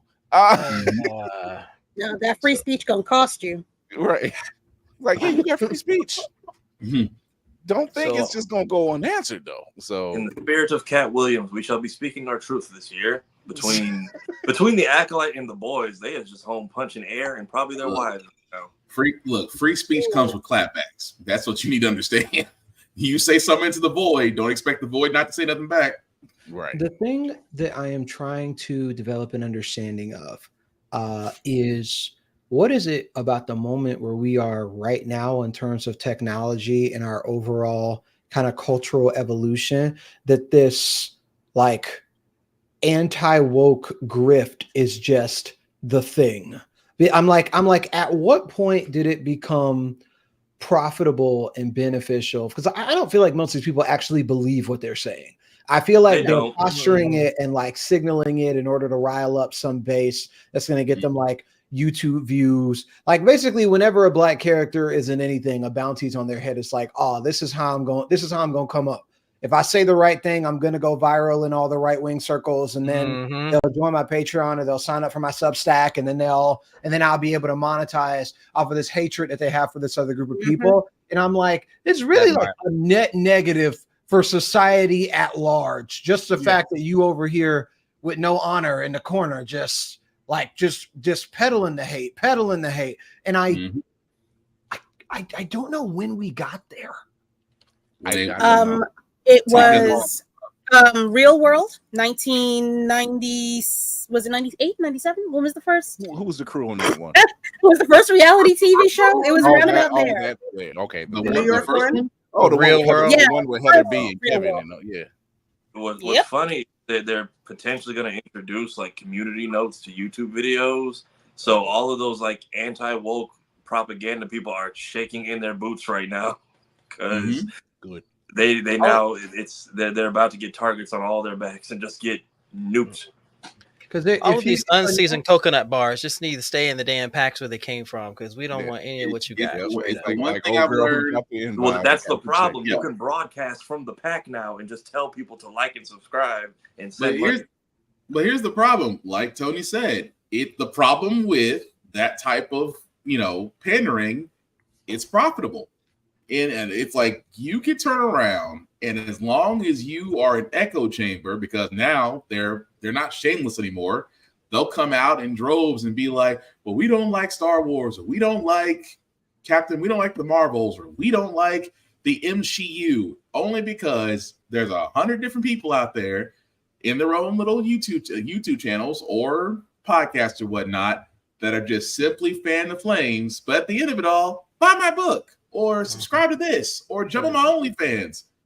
The peddling only continues because they pay it, because it feeds their incels.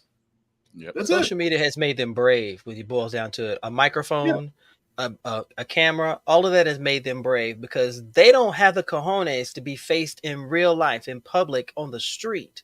When someone calls you out, because the minute someone does, that's when you turn to strawberry shortcake. You be this little girl, oh my God, that's not what I said. We heard you. It's recorded. I'm sorry. It made me think of a video from a couple of years ago, and it was a guy who he was a Nazi supporter, and he was at some function, and he did the sign and everything, and a brother just hauled off, and the dude was trying to stop him from hitting, but he hauled off and he punched him, and I said, "See, you can't do that. You just can't come out here and be a Nazi supporter and not suffer there are consequences to this." Although shout out to the camera guy that got the shot though, because I mean it was like mid just everything. Yeah, so I agree with Tony though, because I think a lot of these people just say shit just to say shit. It doesn't have any actual bearing on their lives. So it's like they throw the brick and hide their hands and run off while everybody else is making all of this noise. It's not even necessarily to gain money. It's strictly to see the crabs in a barrel. Like what kind of reaction can I get out of this? And it's consistent because we constantly respond to the shit. If you don't give them what they want, which is the attention, it magically gets. They have nothing to say. They have nothing to say. They can keep trying to say it, but it doesn't even turn into an echo chamber at that point. Right. I mean, it's funny that I think it's taking time, but it's starting to make a turnaround, because when we mentioned the Acolyte, which we're getting ready to talk about now, you mentioned the Acolyte, despite all the negative vitriol that's trying to bring the show down or being review bombed or anything, the ratings are still good. Mm-hmm. The ratings are still good, and people are like, they're destroying. I've seen people on Instagram and everywhere else just complaining about. I'm like, why can't you just enjoy Star Wars?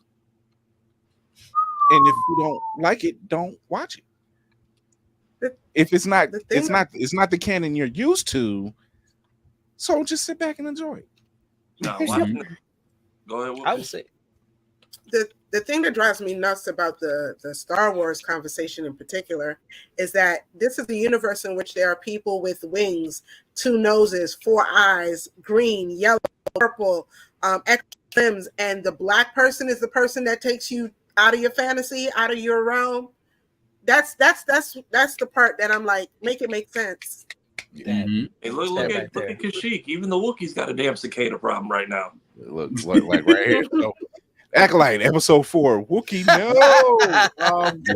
Bro, I feel robbed. Between the boys and Acolyte, I feel robbed this week. So, Lady Mandalore, I want to put you up front because you are our resident Star Wars fanatic aficionado. Yeah. And so, what were your thoughts for this episode? I was bored. And I loved the show. This episode was a Dragon Ball Z episode. It was a Dragon Ball Z episode for me. Wow. No. I'm not.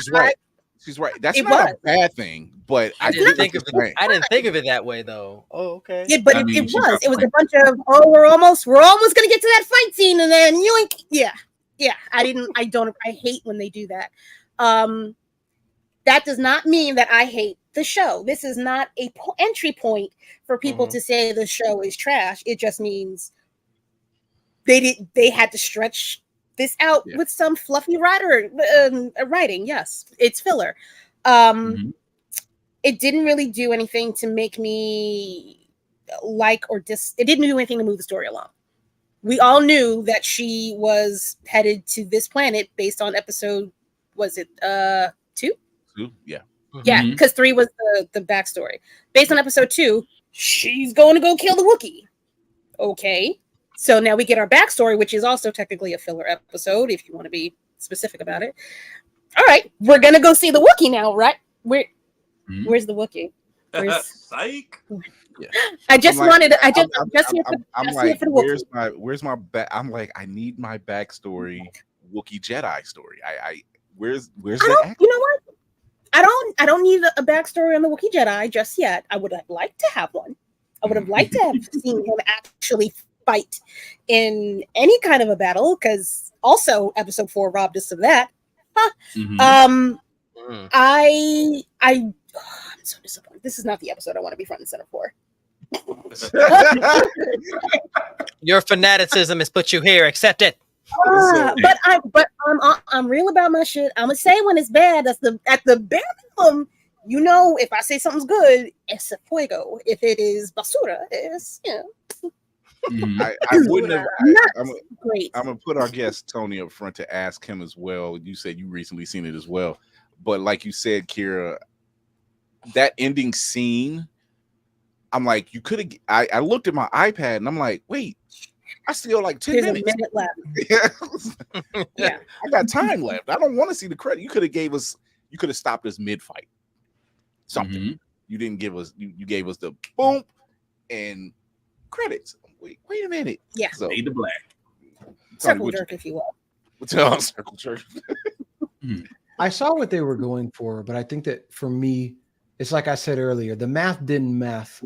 Like I didn't things didn't add up specifically, because I don't consider this episode filler, because I think that there are a lot of things that were going on that I feel like could have been communicated a little bit differently. So there's this there's this budding ship between Osha and the other Jedi that makes fun of Yorn.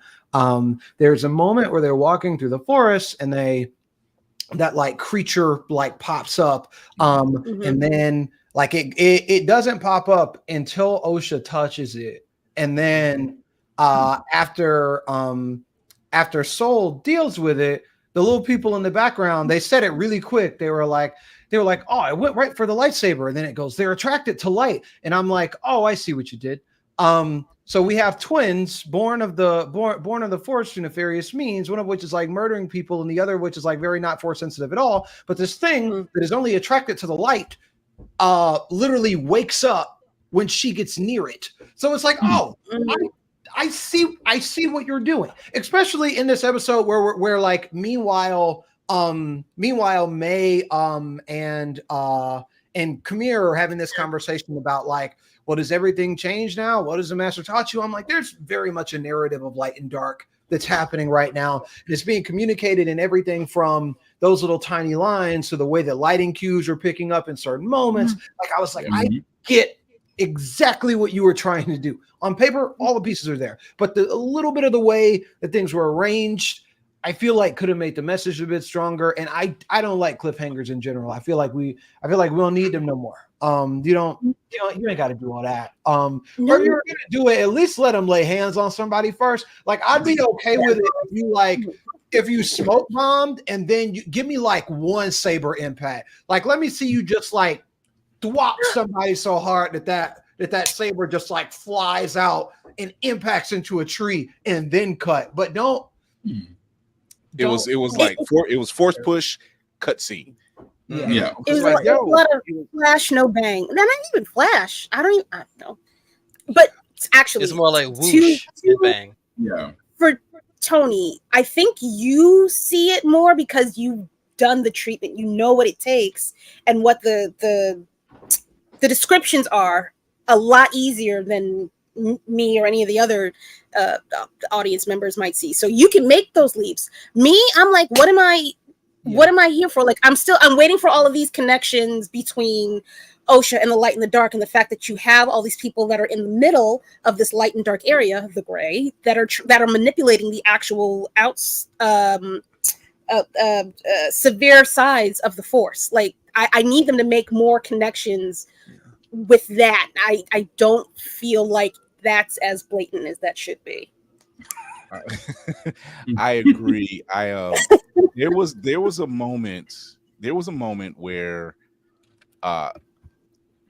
May and Osha were talking, or May and Kamir were talking, and he's like, well, have you ever seen the master? And she was like, no. And I'm like, so you're just going off of everything because when something happened, we still need to know exactly what something happened at that temple when you were a child, and it was never explained. We still have 4 episodes left. Is it 4? Yep. Yeah, 4. I don't know. So I believe we're going to get the rest of that story, but as you're seeing everything, especially with the Jedi, and it seems like what we said last week, there was something hidden. Not everybody told the truth about something. Yeah. Out of the ones that was there was one who was definitely responsible for some stuff. And probably out of that group, there's probably one who has plausible deniability to a degree. And I want to say that. Yes. Yeah. It's difficult to do. Like I have trouble writing mystery elements like that because, like, think about One Piece, right? Think about how long One Piece takes to tell us literally anything. Like I feel like the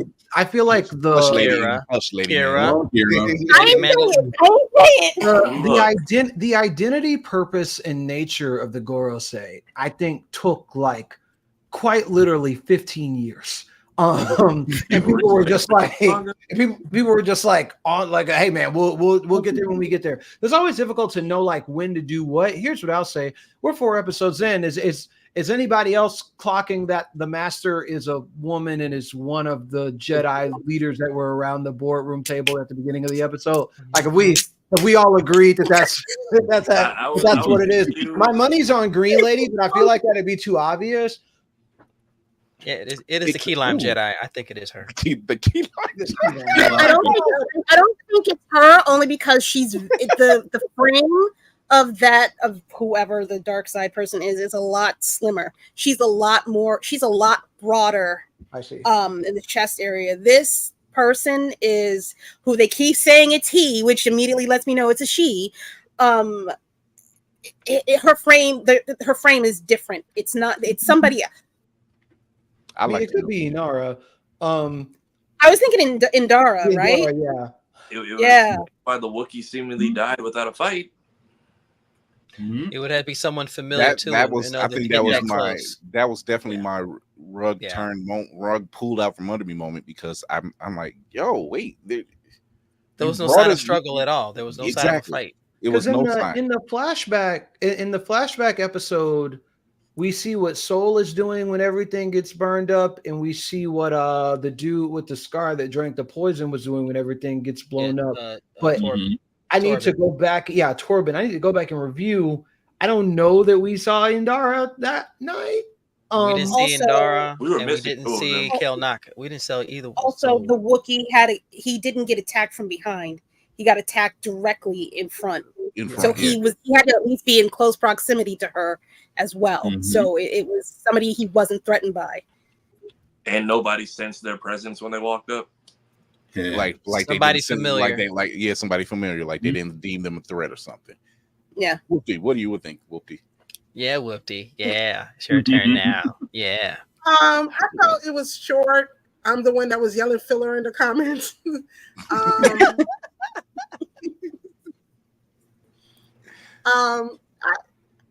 I still enjoy, like Kara said, I still enjoy the show, but it was just an episode. I didn't feel I wasn't compelled in any way. It wasn't a punch. There wasn't a punch other than the punch in the gut about taking out Kanaka with no. Right. The other thing that bothered me was May's switch. It just seemed like all of a sudden I'm so angry about everything, and now I'm not. Yeah. She was like, it just seemed, they just happen to catch it, and they know she's in there, and they just say she's been going around killing Jedi, or is this particular group, and then all of a sudden she's not the one that did this. Right. It's right. It's not exactly Knives Out, but it's right. Something Did anybody feel the episode was short? Like it felt short. It came and went. Yeah. Right. It seemed very short compared to the felt like 30 minutes instead of an hour. Yeah. Right. Because the first two episodes are 45 minutes each, right? Yeah. Yeah. That's why it was intro, commercial, intro, outro. Wait, what? Hold on. What did I miss? Yeah, I felt that it was short. Like I said, I had it on my iPad, and I'm like, wait, it's over already? Wait a minute. I had to check the time. Right. And I'm like, it seems short. Maybe it was me, Far. Apparently, hello, Kiati Mundi. I didn't realize you were here the whole time. And to the point we were making earlier, some of these people just get so riled up and will sell their people lies because, like Firecracker said, some people just need something to believe in. But I have never seen so many people fight to edit a wiki page in my life. I'm saying, like, I watched his, because apparently this retcons his original birth date, and people were very upset about it. So I was reloading the page in real time, watching it switch back and forth. Also, they're upset because I believe in the first movie he says there hasn't been a Sith in over a millennia, and they're thinking that this kind of undoes that. So that was an interesting discourse to watch. It's funny how the turntables, we are getting rid of the sellouts and unity, and we're looking at them just like, ugh, you savages. But yeah, episode kind of came and went. I had my hopes up for this Wookiee man, and we got nothing. Space cicadas are a thing, apparently. Right. I thought it was a cool creature. It definitely did like some fear inducing. It didn't make sense to mention the blaster and reference that she was going to hold on to the blaster, only for her to not pull out the blaster during a time when she needed to provide something. That part. That didn't add up to me, but I don't. Yeah. See, seeing a century-old, what they were using 100 years ago for like stun guns in the second or third episode, I want to see more of their like previous tech, but I feel like we're not getting a lot of that. Like we're more focused on the characters and whatnot, and then I'm still confused on the pile of bodies that didn't seem to have saber marks or anything.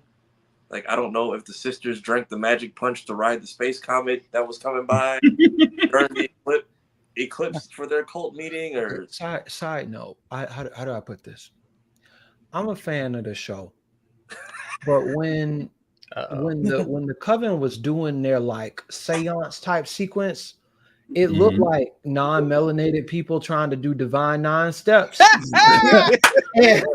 I was like, where's the choreographer for this? Because we are not one band, one sound right now. They watched a couple praise videos on YouTube, and they were just all out of sync with it. There was an explanation because I'm a nerd. They were trying to have a multitude of cultures being expressed in that one particular scene. That's not how that works. Well, I mean, it creates a mush sometimes. It creates like a messy soup. Right. Yeah. Maybe out of all those cultures they brought on there, nobody had rhythm. Nope. Maybe the rhythm is why nobody except for the person that was doing the organizing. Mother Anastasia, she's the only one. She's like, I can't help all of y'all while I'm up here. I can't do both. Maybe the all is why Homegirl's evil. You ever mess up a quick time event in a video game, and now you got 1,000 wrong telltale choices? Oh, wow. Flashback. Damn. I have a question because you all seem like you'd be able to have an answer for this. When we see the Wookiee at the beginning of the episode, when we show like the inside of their place, we see that spiral symbol. That's the same symbol that was put on May's head during the ceremony the week prior. And I didn't know what was going on. I didn't know. None of my lore. I see the wheels turning in her head, so go ahead. I think there's going to be an explanation for that in the next episode, which you could have done that shit in this one. And I think Kalnaka went back to that planet and did some investigating himself, possibly.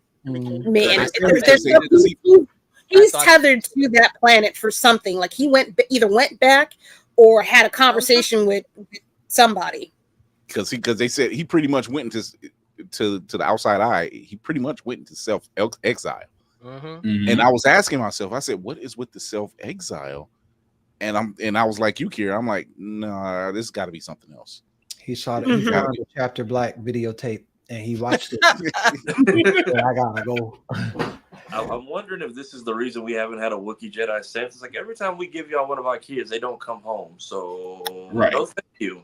We will stay here. We need Ewok Jedi, like just like a cracked up, like a cracked up caffeine addicted hedgehog. I'm just saying, like Yoda has. I wouldn't mind seeing it because look, we already know they could take out stormtroopers with no problem. And by the way, I think they were eating them. That's a whole nother thing. Yoda has the hops and all the levitation. Give me somebody who's like Sonic the Hedgehog fast. Yeah, with the lightsaber, I'd do it. Slicing at everybody's ankles is just when you walk in the room, stormtroopers, everybody's Achilles is just done. Oh my gosh! You got to fight me at eye level now, kid. So Spartan, what do you think? You know, I'm like I said, I'm the newbie in this because this is where my limited knowledge of Star Wars kind of puts me into that. I'm watching with eyes wide open. I agree with Kira because I the one time I agree with Kira, even though One Piece is not a cult, it's with a cult with jackets, by the way. Here we go.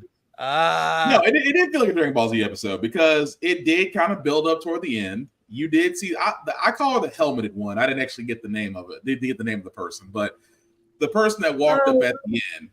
Here's how you know it's going to be a badass scene. When this person with a helmet on and nobody knows who this person is and just walking up on them says nothing but a lightsaber pops out and then decides to go to work. that's where I got mad because I was like, and we fade to black. Really? Yeah. Circle jerk. You just show the fact that no words was said, but hands were about to be thrown, and then credits. I'll give it to him. It's a hell of a way to tease people, but I was like, I wanted more. Not necessary. I was hoping for like more than a push. Like if anybody's ever watched the OG Clone Wars show, when Ventress was just treating Anakin's entire platoon like playthings. She was drowning them, crushing helmets, wrapping people in Tarzan ropes, smashing them into tree. Kira, you didn't watch it. Stop it. Mace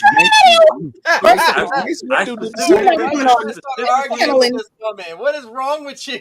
I specifically remember saying 30 minutes in, I hate this and I'm turning it off.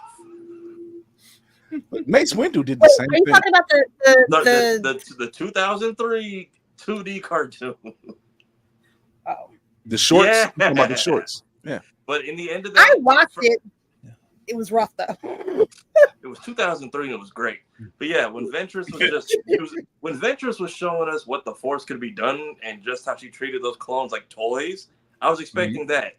But then we just get a push and roll credits. I'm like, when Perfect Cell came back, he at least murdered someone's firstborn child before the outro went.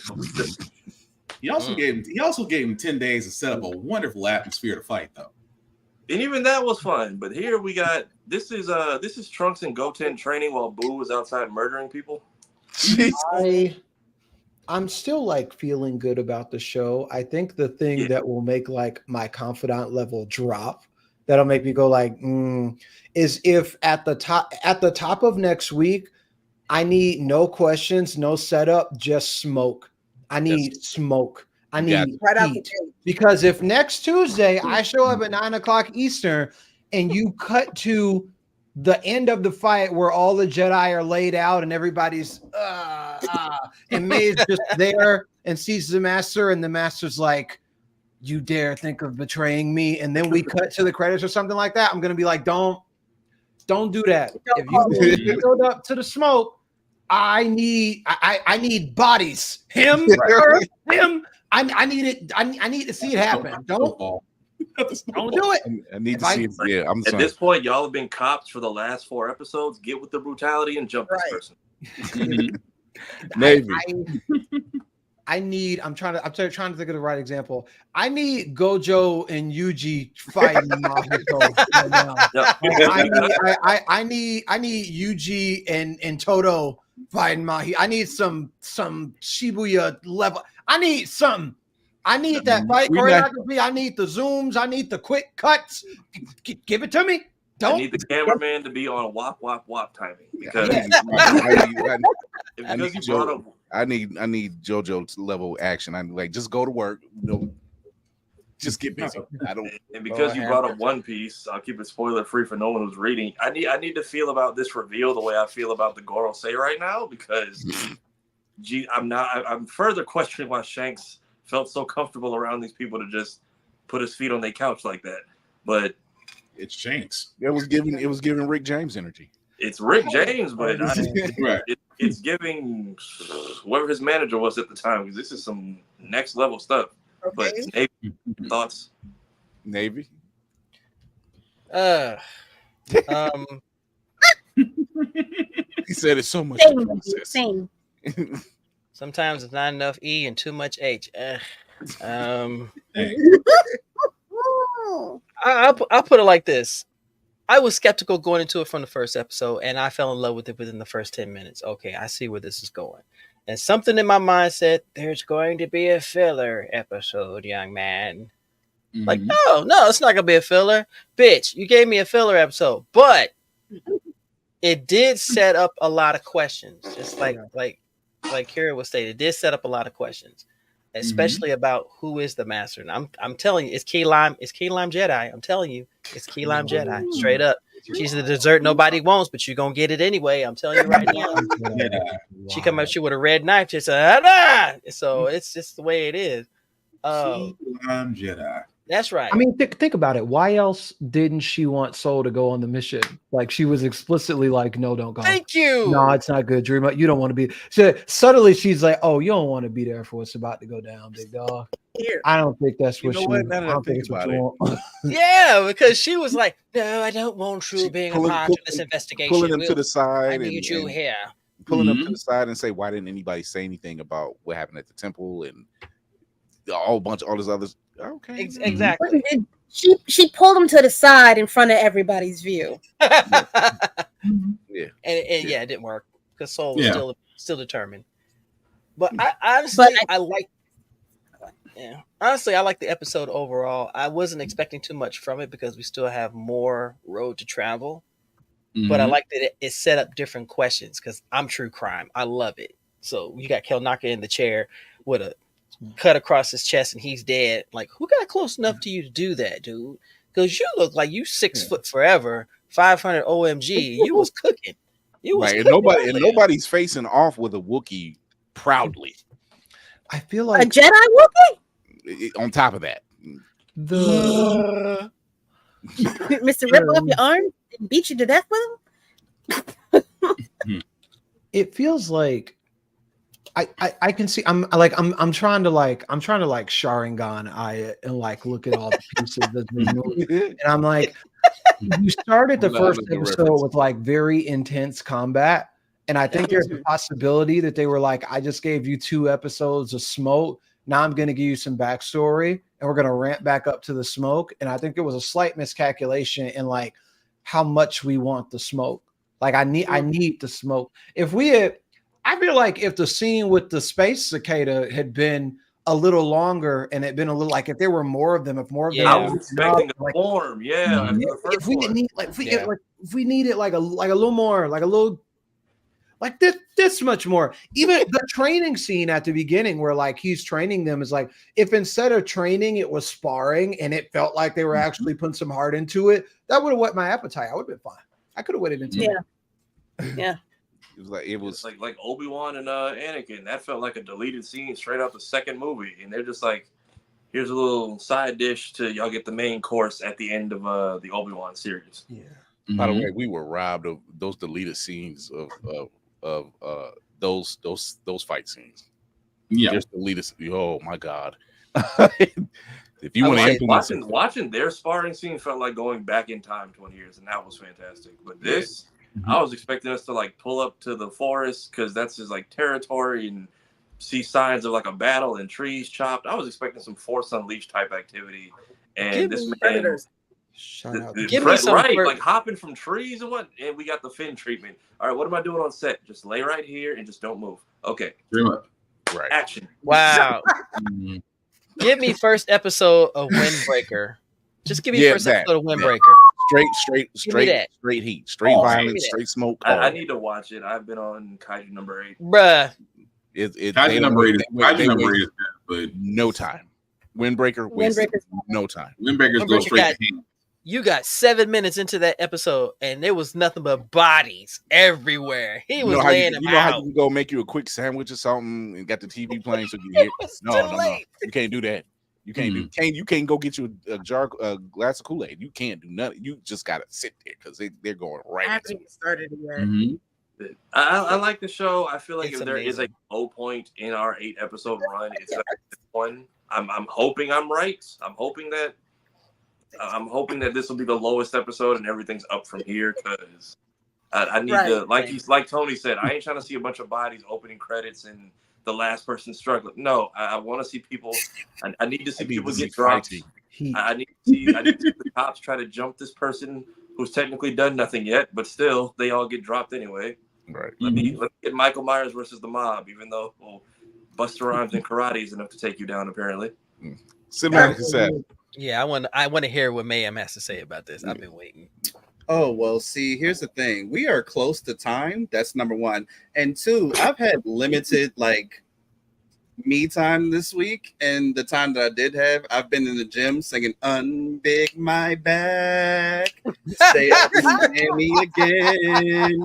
So I'm not actually caught up. So I relinquish the floor to the panel. Cool. Thank you for your motivation. Well, sir. that wasn't a Russell Simmons pass off. Thank you for coming. God bless and good night. Right. In other words, ma'am said, "You do what you do. I'll do what I need to do." So we're getting ready to wrap up. We're getting, like you said, we're coming to time. We're trying to keep these things tight, people. But with that being said, wrap up protocol initiated, Captain. Thank you to our guest, Tony Weaver Jr., number one guy. Look, once again, you get this. Thank you. We love what you've been doing. We love what you've been doing with just everyone, and instilling that confidence in kids across apparently the country and overseas, and just giving Lady Mandalore tips about Japan. Like it's needed. But really, Tony, you are an amazing addition to the Blerd community, and we need more like you out there doing the good work and talking to the next generations and current generations to say, hey, it's okay to be quote unquote weird. It's okay to like these different things, like these different animes. Don't worry about it. Water finds its tribe. So thank you once again. So tell everybody where they can find you and your book. I am at Tony Weaver Jr. on everything.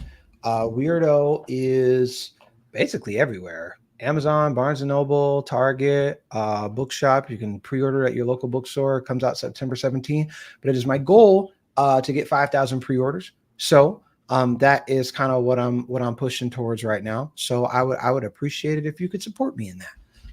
Do that. Go out there, show your support. This man is really doing the good work. Thank you for your time. Thank you for joining us. And with that being said, Lady Mandalore. Hi. First, Tony, thank you for giving me your time at the at the Schaumburg a couple weeks ago. Appreciate you very much. Also, you are more than a bridge. You are a tether. I think you are something that is you found your anchor, and you're something that other people can hold on to in order to grow. So, thank you.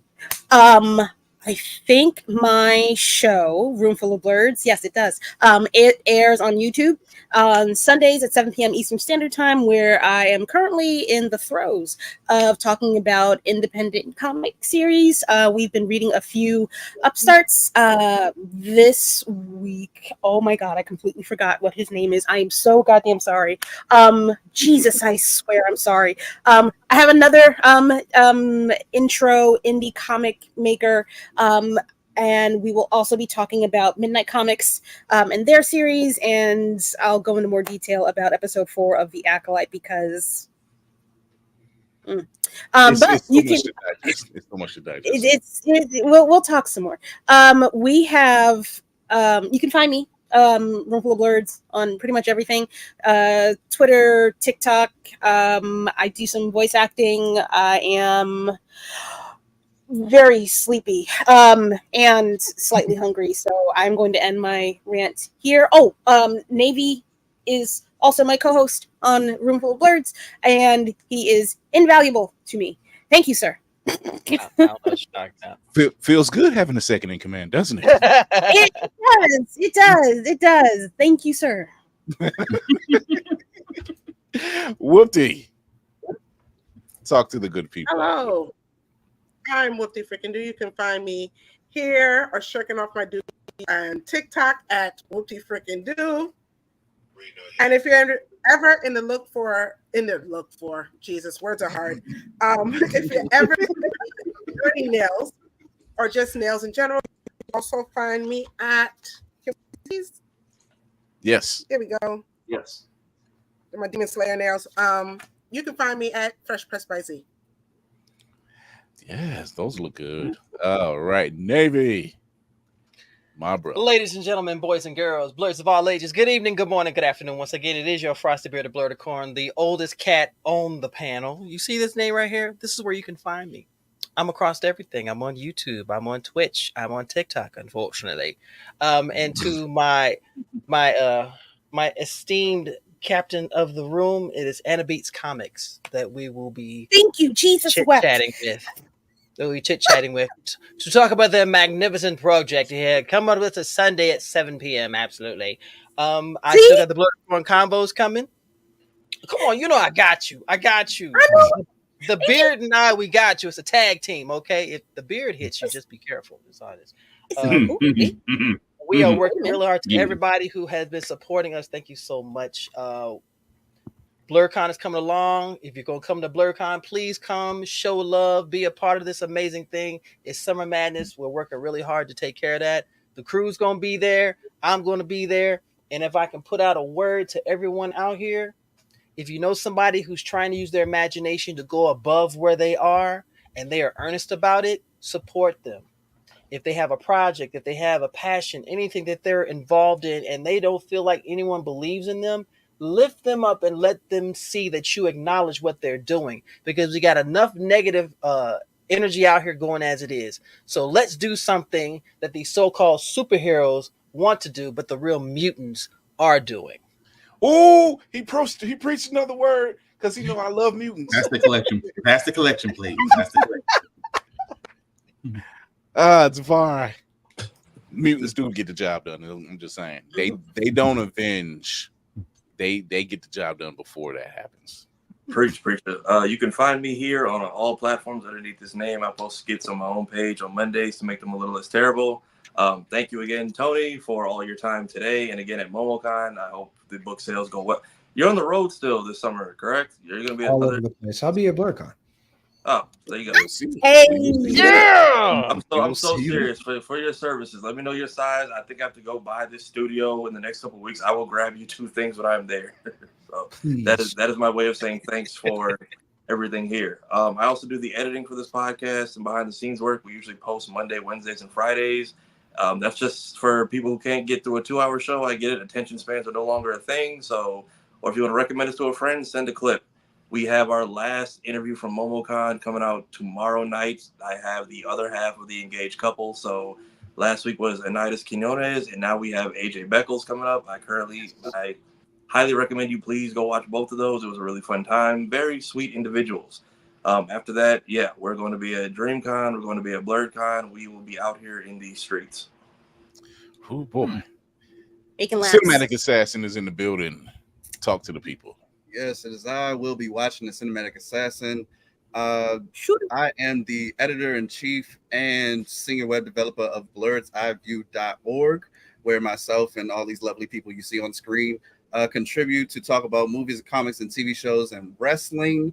If you like my particular brand of foolishness, you can follow me at Mayhem Media. That's MAYEHEM Media, where I talk movies, comics, and TV shows, and most importantly, I talk mental health.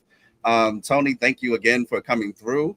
And as a fellow survivor, I want to say thank you for your just strength and vulnerability earlier and sharing that information with us. And yeah, it was a really powerful and just amazing show tonight with you. Thank you so much. And as I always say every episode, remember, always take 3 things with you. Number 1 is your meds. Number 2, your PTO. And number 3, take a deep breath before you let that shit go. Right on. Spartan. Definitely take your PTO, because I did, and whoo, that's relaxing. Yeah. Anyway, 500 pounds. You thought you was good. You thought you was gonna go speechless this episode, didn't you? You didn't think it was gonna come from Navy. It's usually Will. Will is the one I'm like, if I get past him, I'm fine. But Reverend Navy decided to get me. Anyway, Black_Spartan615 is where you can find me on the socials. I usually do talk about everything, including working out. Why? Because there's peace between weights, and it helps, especially on the mental side. At least it helps me out. Couple of my own podcasts, guys. How the Frack We Got Here can be seen every Wednesday at 7 p.m. Of course, tomorrow is the Get Bit podcast, which will be 8:30-ish. We usually get started around that time, where we do cover video games on the news, because we will be covering Nintendo Direct and everything else that happened throughout the week. Podcasts can be found wherever podcasts can be seen or heard on the various areas of where you may get those things from. Just like Reverend Navy, I'm just basically just repeating a little bit of his sermon. A like, a share, a follow. Is that inside? Is that inside? I was gonna say Obi's calling, but let's not. He's like, he's like, I'm missing my call off. I'm like, Obi right now is either fighting a bathtub or fighting sleep. One of the two. Thank you, Trey. Thank you for the support. Fighting one of the two things right now. Obi's up there fighting Cyberman. I don't know. I haven't went downstairs yet, but we'll find out in a minute. But no, again, like, share, and follow costs nothing. Again, we can't do this without your support. On top of that, again, the con rules are still the same, guys. Number one, respect the cosplayer at all times. Cosplaying is for everybody, regardless of your race, size, creed, or whatever preference you may prefer. The only thing we ask that you don't do is don't do blackface. That's it. Don't get your ass kicked at a con. Don't do blackface. That's simple. Number two, again, hygiene is important. Please, guys. Soap, deodorant, a little bit of cologne goes a long way at these cons where there's next to nothing in room and nobody wants to be able to smell you. Natural deodorant does not work when it's summertime. That can go both ways. At the same time, guys, last rule that I have for myself is for everybody else. In a world that is cold, that is unforgiving, be nice, be kind, share fandoms, don't be a dick, and we'll all be cool. Thank you. Hey, everybody. It is your man on the wall, Chris Fury. Thank you to our guest, Tony Weaver Jr. Go show your support. Go get that pre-order for Weirdo dropping this September. Tony, we will be seeing you at BlerdCon because we are the premier news station, the news core for Blerd Station, and we are sponsoring BlerdCon. So maybe we can get a sit down. We have a couch and a couple chairs, and we're getting the setups together. So nice little ESPN style setup. So we might get you, maybe run into you, maybe get you on for a little bit. Thank you to this amazing crew. We do great every week. We do great through the chats. And when you're not hearing me do voice work on somebody's project, or I'm not being the news director over at Blerd Station, then I'm doing Blerd's Eyeview, and I'm just fostering other people and showing love to other Blerds in this blerdy community that are really out here making a difference and showing up and showing out. And with that being said, you can catch us every Tuesday and every Thursday, 8 p.m. Eastern, YouTube, Twitch, and IG only for an hour because they won't go past an hour. But go show you love on the YouTube channel. Check us out on Always Press Record through your Roku and Amazon Fire devices. And with that being said, remember to educate yourself and others, entertain yourself and others, and most of all, encourage yourself and others. Tony, I can't say it enough, but I'm going to say it again. Thank you. You are an amazing person. You are an amazing addition to this community. We need you. We need you. We thank you for that story you shared with us. It was very open, very raw, and I hope that that message was received to those who are out there listening or watching us. So thank you once again. We will catch you guys next week after the heat wave breaks, because Jesus. Jesus. But I've been having a fan going on me the whole time. So but thank you once again. Go show your love, go show your support. Give flowers while your people are out there right now. Don't wait till they're gone. Don't wait till your favorite podcast goes away. Just give your show your favorite indie comic artist. Go out there, support. So we will see you guys next Tuesday.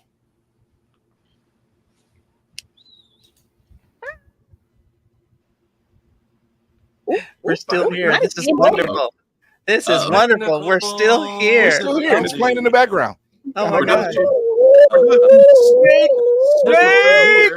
y'all later. Somebody acapella the outro. Thank you. Thank you, Trey, for the donation, by the way. Everyone's channels can be found on the home tab. Thank you, Tony, from a fellow Oreo. Here we go. We're out.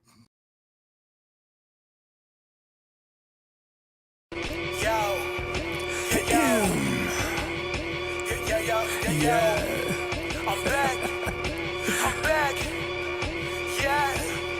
Look, crazy 8th grade, nerdcore rap god. Got into a duel fate and I just pulled a trap card. Third-rate rappers with a fourth-rate catalog. Destined for the shadow realm, y'all should never act hard. Flow is so insidious that I need an apprentice type. Master with the force, peep the context in my sentence, right? Phantom like the Sithis, just don't ask me what my pen is like. They know that I'm the menace, who you kidding? Bitch, I'm Dennis Knight. Sweet to drive, hide-headed, rhymes are surely cold. Tested, you can never twist my metal like the jury goes. I ain't never mad when I push it to the max. I got Chris riding with me, bout to turn this bitch to Fury Road. Since animated, I'm the one the crew congratulated. When this will provide protective cover like it's laminated. Damn, I made this 16 like a guillotine. It's fascinating. If you think that you're ahead, you get decapitated. All that aside, I ain't merely here to rap words. I'm here to tell you who representing for the black nerds. And to remind you, neither one of these are bad words. Biggest living mirrors, they just choose to see it backward. Who be the leaders of discussion when a topic trends? Dissections got the culture under microscopic lens. Who got the type that you can miss it from the start and make you feel like an expert on the subject by the time it ends? Check the stat, Louis, viewership is mad nice. All these other shows don't seem to cut it, that's a bad slice. Off the books with unscripted drills you can't write. No vampires, but these interviews on Anne Rice.